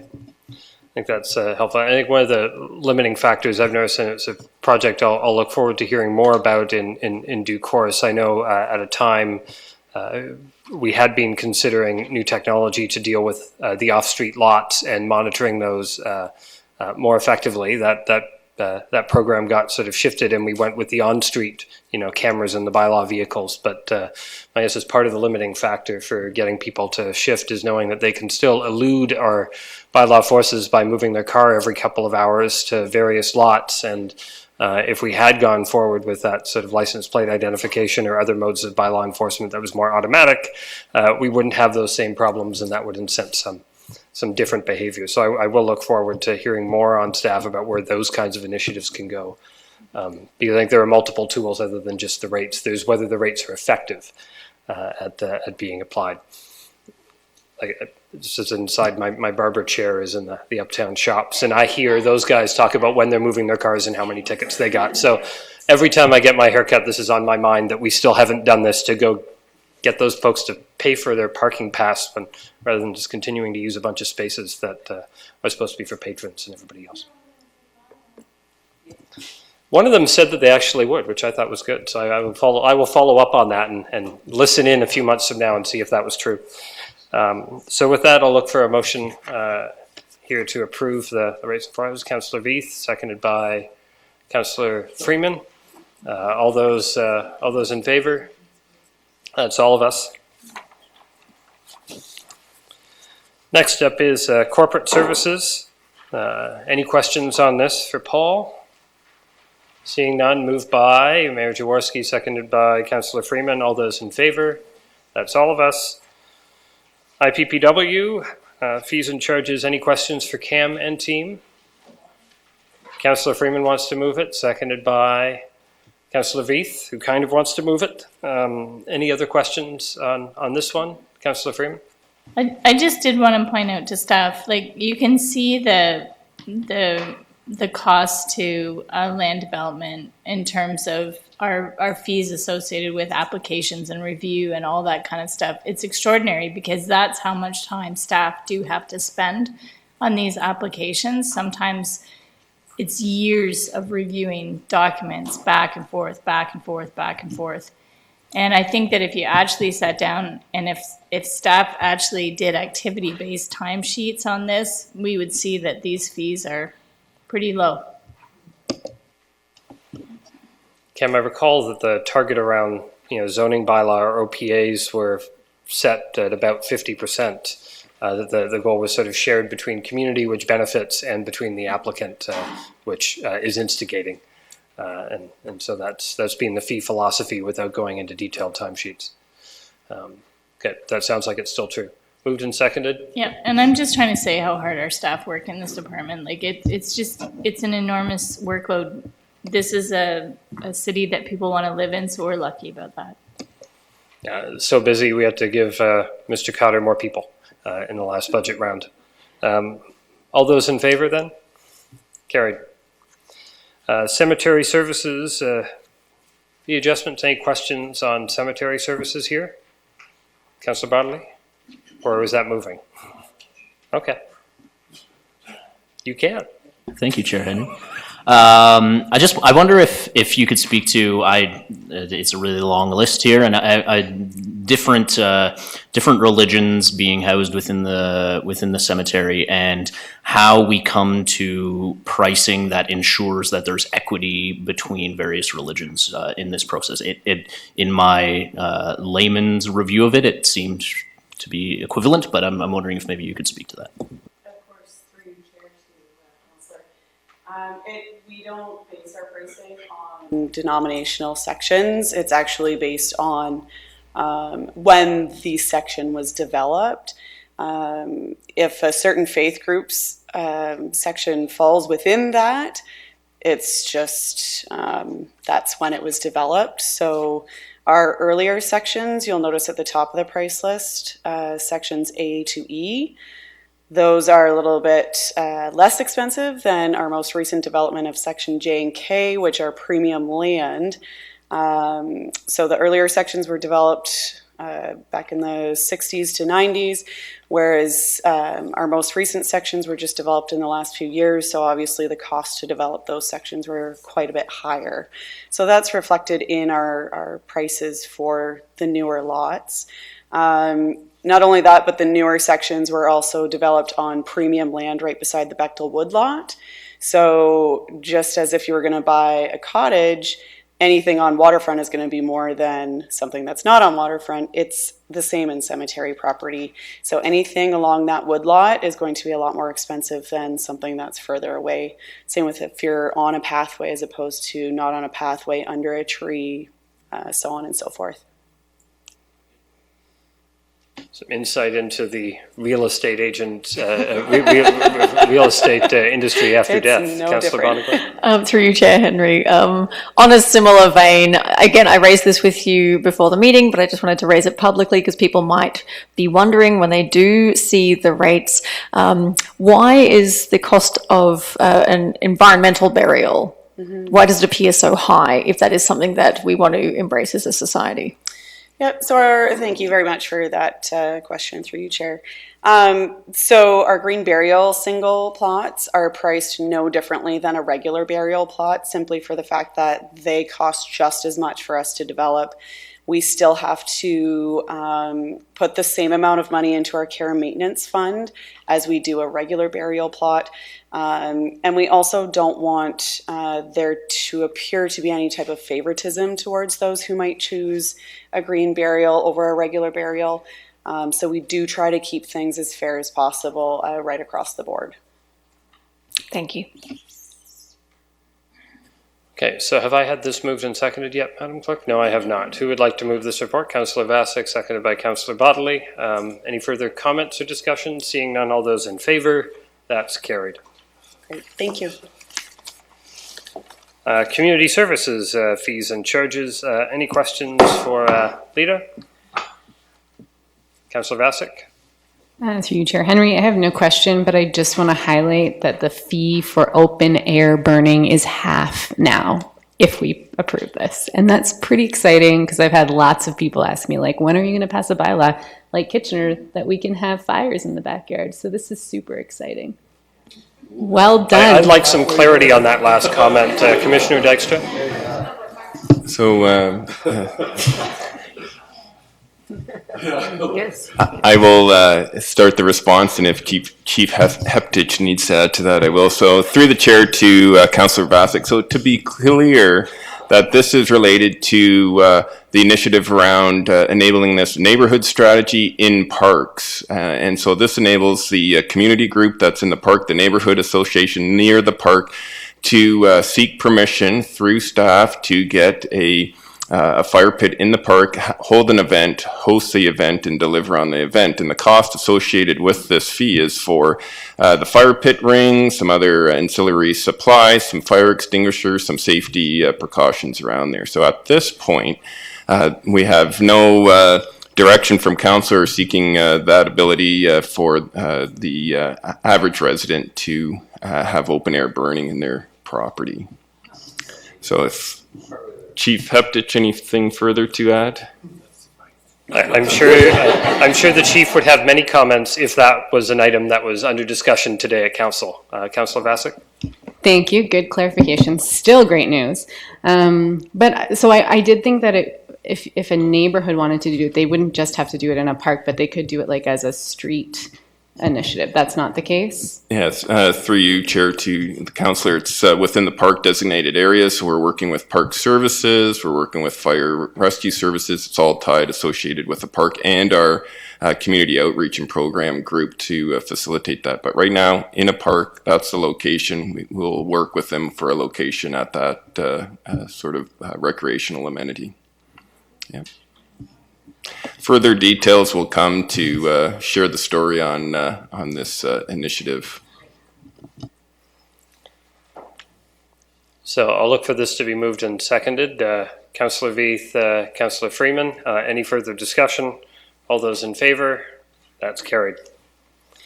And finally, rental item Q, rental housing and business licensing fees and charges 2020 with the forecast. Questions for Shane?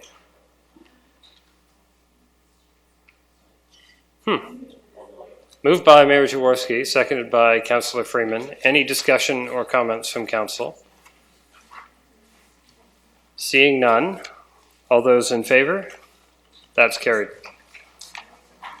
Consideration of notice of motion. Given our previous meeting, we have none. Notice of motion, I've heard of none, and I see none.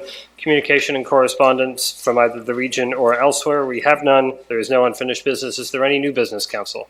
Mayor Jaworski. This afternoon, yet again, Eurofit has done their fundraiser to give money to the city to help people engage in our sports. And this year's donation, she brought the check today, big check, $14,030 to help subsidize kids getting involved. I heard a great story. Beth was there today, and about a person who was unable to get into, or a child was unable to get into a craft type event, and at this craft event, subsidized by a total of I think $300, made a statue that then won the prize at that event, and has been invited to display that at Toronto, where she hopes to win a prize at that event. And so anyway, so just really good things going on in our community. Tweet is out about that. When everyone can participate, anything is possible. Okay. Any other new business, council? Seeing none. Any questions, council? Councillor Freeman? I just did want to do a shout out to city staff that organized the big Raptor events in Uptown in kind of sketchy weather, and just it was just amazing, and it was just so great to be a part of a really big, great History Day in Canada. The city can move quickly when it is desired strongly by the community. That's evidence of that as well. Okay. Seeing nothing further, who would like to move to adjourn? Councillor Freeman, Seeing no other hands, I need another hand. Councillor Bodley, all those in favor, that's carried. Gotta keep doing it. We're gonna keep having fun with it.